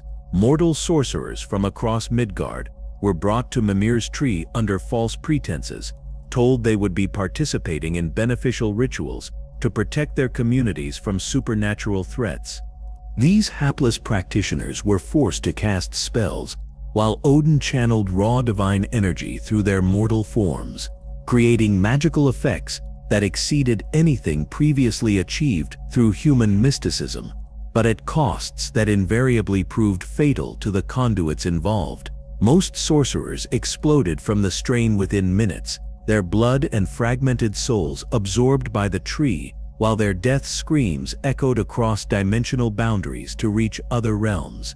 The few mortals who survived long enough to complete their castings before dying created effects that violated fundamental laws of magical practice, including temporarily severing Mimir's connection to causality itself and leaving him existing outside the normal flow of cause and effect. During these periods, he could observe events without being influenced by them, and could witness outcomes without being connected to the actions that produced them, creating a form of existential isolation that transcended even his physical imprisonment. The breeding of specialized ravens, with enhanced cognitive abilities that allowed them to enter thoughts rather than simply observing behavior, led to a new category of invasion that made Mimir's mind into colonized territory. These thought ravens would nest inside his consciousness like parasitic birds, building homes from his memories and laying eggs that hatched into self-replicating questions that demanded answers while reproducing faster than he could provide responses. The questions would grow through his mental landscape like malignant tumors, each one spawning additional inquiries that reshaped themselves based on whatever responses Mimir attempted to formulate. Soon his entire cognitive architecture was colonized by interrogatives that reproduced exponentially, creating a form of intellectual cancer that consumed mental resources while producing only more questions rather than any useful answers. This psychological infestation made thinking increasingly difficult as his consciousness became crowded with foreign entities that treated his awareness as their natural habitat. Privacy of thought became impossible as the ravens reported everything they observed to Odin while simultaneously altering what they found through their presence, creating a feedback loop where observation changed what was being observed in ways that made accurate intelligence gathering impossible. Experiments with temporal compression attempted to force Mimir to experience the entire lifespan of the universe in a single moment, hoping that such overwhelming perspective would either break his resistance or provide him with cosmic insights that would make cooperation seem preferable to continued defiance. The procedure required magic that operated outside normal temporal frameworks, drawing power from entropy itself. Instead of breaking his will, the temporal compression gave Mimir perfect understanding of the cyclical nature of reality and the patterns that connected all mythological systems across cosmic history. He experienced the birth and death of countless pantheons, witnessed the rise and fall of civilizations that spanned galactic distances, and observed the eternal dance between creation and destruction that defined existence at its most fundamental level. This knowledge granted him a form of peace that infuriated Odin, who could observe the serenity that appeared in the tree's growth patterns, but couldn't understand its source or find methods to destroy it. The wisdom that came from cosmic perspective made individual suffering seem temporary and ultimately meaningful as part of larger patterns that transcended personal experience. The summoning of primordial void into Mimir's consciousness represented Odin's most dangerous experiment, an attempt to recreate the Ginnungagap within his prisoner's awareness, in hopes that exposure to the nothing that existed before creation would erase everything, including hidden knowledge and accumulated resistance. The ritual required sacrificing portions of existing reality to create space for absolute emptiness. The void began consuming Mimir from within, eating thoughts, memories, and the very concept of selfhood as it expanded through his consciousness like cosmic cancer. But as the nothingness devoured his identity, Mimir achieved a profound realization about the relationship between existence and non-existence that transformed his understanding of cosmic principles. He discovered that void and substance were merely different arrangements of the same fundamental reality, that nothing was simply another form of something, and that destruction and creation were identical processes viewed from different temporal perspectives. This insight allowed him to survive contact with absolute nothingness by recognizing that survival and dissolution were both illusions created by limited perception. When reports reached Odin that Kratos and Atreus were approaching Mimir's location, the All-Father's desperate measures reached their absolute peak as he realized that his century-long project of extracting crucial intelligence was about to be interrupted by forces he couldn't control or predict. He performed a final ritual designed to ensure that Mimir's consciousness would remain bound to his severed head even after death, using necromantic techniques stolen from Egyptian mummification practices. The spell was designed to trap Mimir in a state of perpetual dying without ever achieving actual death, creating an eternal threshold existence that would persist regardless of what happened to his physical form. The magic required components that existed only at the moment of transition between life and death, materials that had to be harvested from beings who were killed specifically for this purpose. This final binding was perhaps the cruelest aspect of Mimir's entire imprisonment, as it eliminated even the possibility of eventual release through natural death or divine intervention. He would exist forever in whatever form circumstances created, conscious and aware, but unable to influence his condition or achieve any form of resolution to his suffering. The last torture before Kratos arrived was implemented with such calculated cruelty that it represented the culmination of everything vindictive and petty in Odin's character. The All-Father brought Sigrun to Mimir's tree in magical restraints that prevented her from acting on her emotional responses, forcing the Valkyrie Queen to witness what her former beloved had become while being compelled to describe every moment they might have shared if circumstances had been different. She was required to tell Mimir about conversations they could have had, journeys they might have taken together, and the family they could have raised if he had chosen love over wisdom during the early years of their relationship. Her tears contained Valkyrie magic that possessed the power to break his bonds and restore his freedom, but Odin had crafted her oath so precisely that she couldn't act on her desperate desire to help. The meeting lasted only minutes in objective time, but felt like centuries to both participants, as Sigrun's magical nature allowed her to perceive the full scope of Mimir's suffering, while his enhanced consciousness could feel the depth of her grief and guilt about his fate. They could communicate through shared anguish while being prevented from offering each other any form of comfort or hope. This final cruelty revealed that Odin understood exactly how to inflict maximum psychological damage through forcing his victims to confront what they had lost, rather than simply punishing them for what they had done. The torture was designed to make both Mimir and Sigrun blame themselves for choices that had been inevitable given their circumstances and responsibilities. The irony that Odin never recognized was that every desperate measure he implemented to break Mimir's resistance actually prepared the imprisoned consciousness for the role he would eventually play during Ragnarok itself. The century of torture had taught Mimir how to exist in impossible states, how to maintain identity through fundamental transformation, and how to preserve essential knowledge despite systematic attempts at erasure.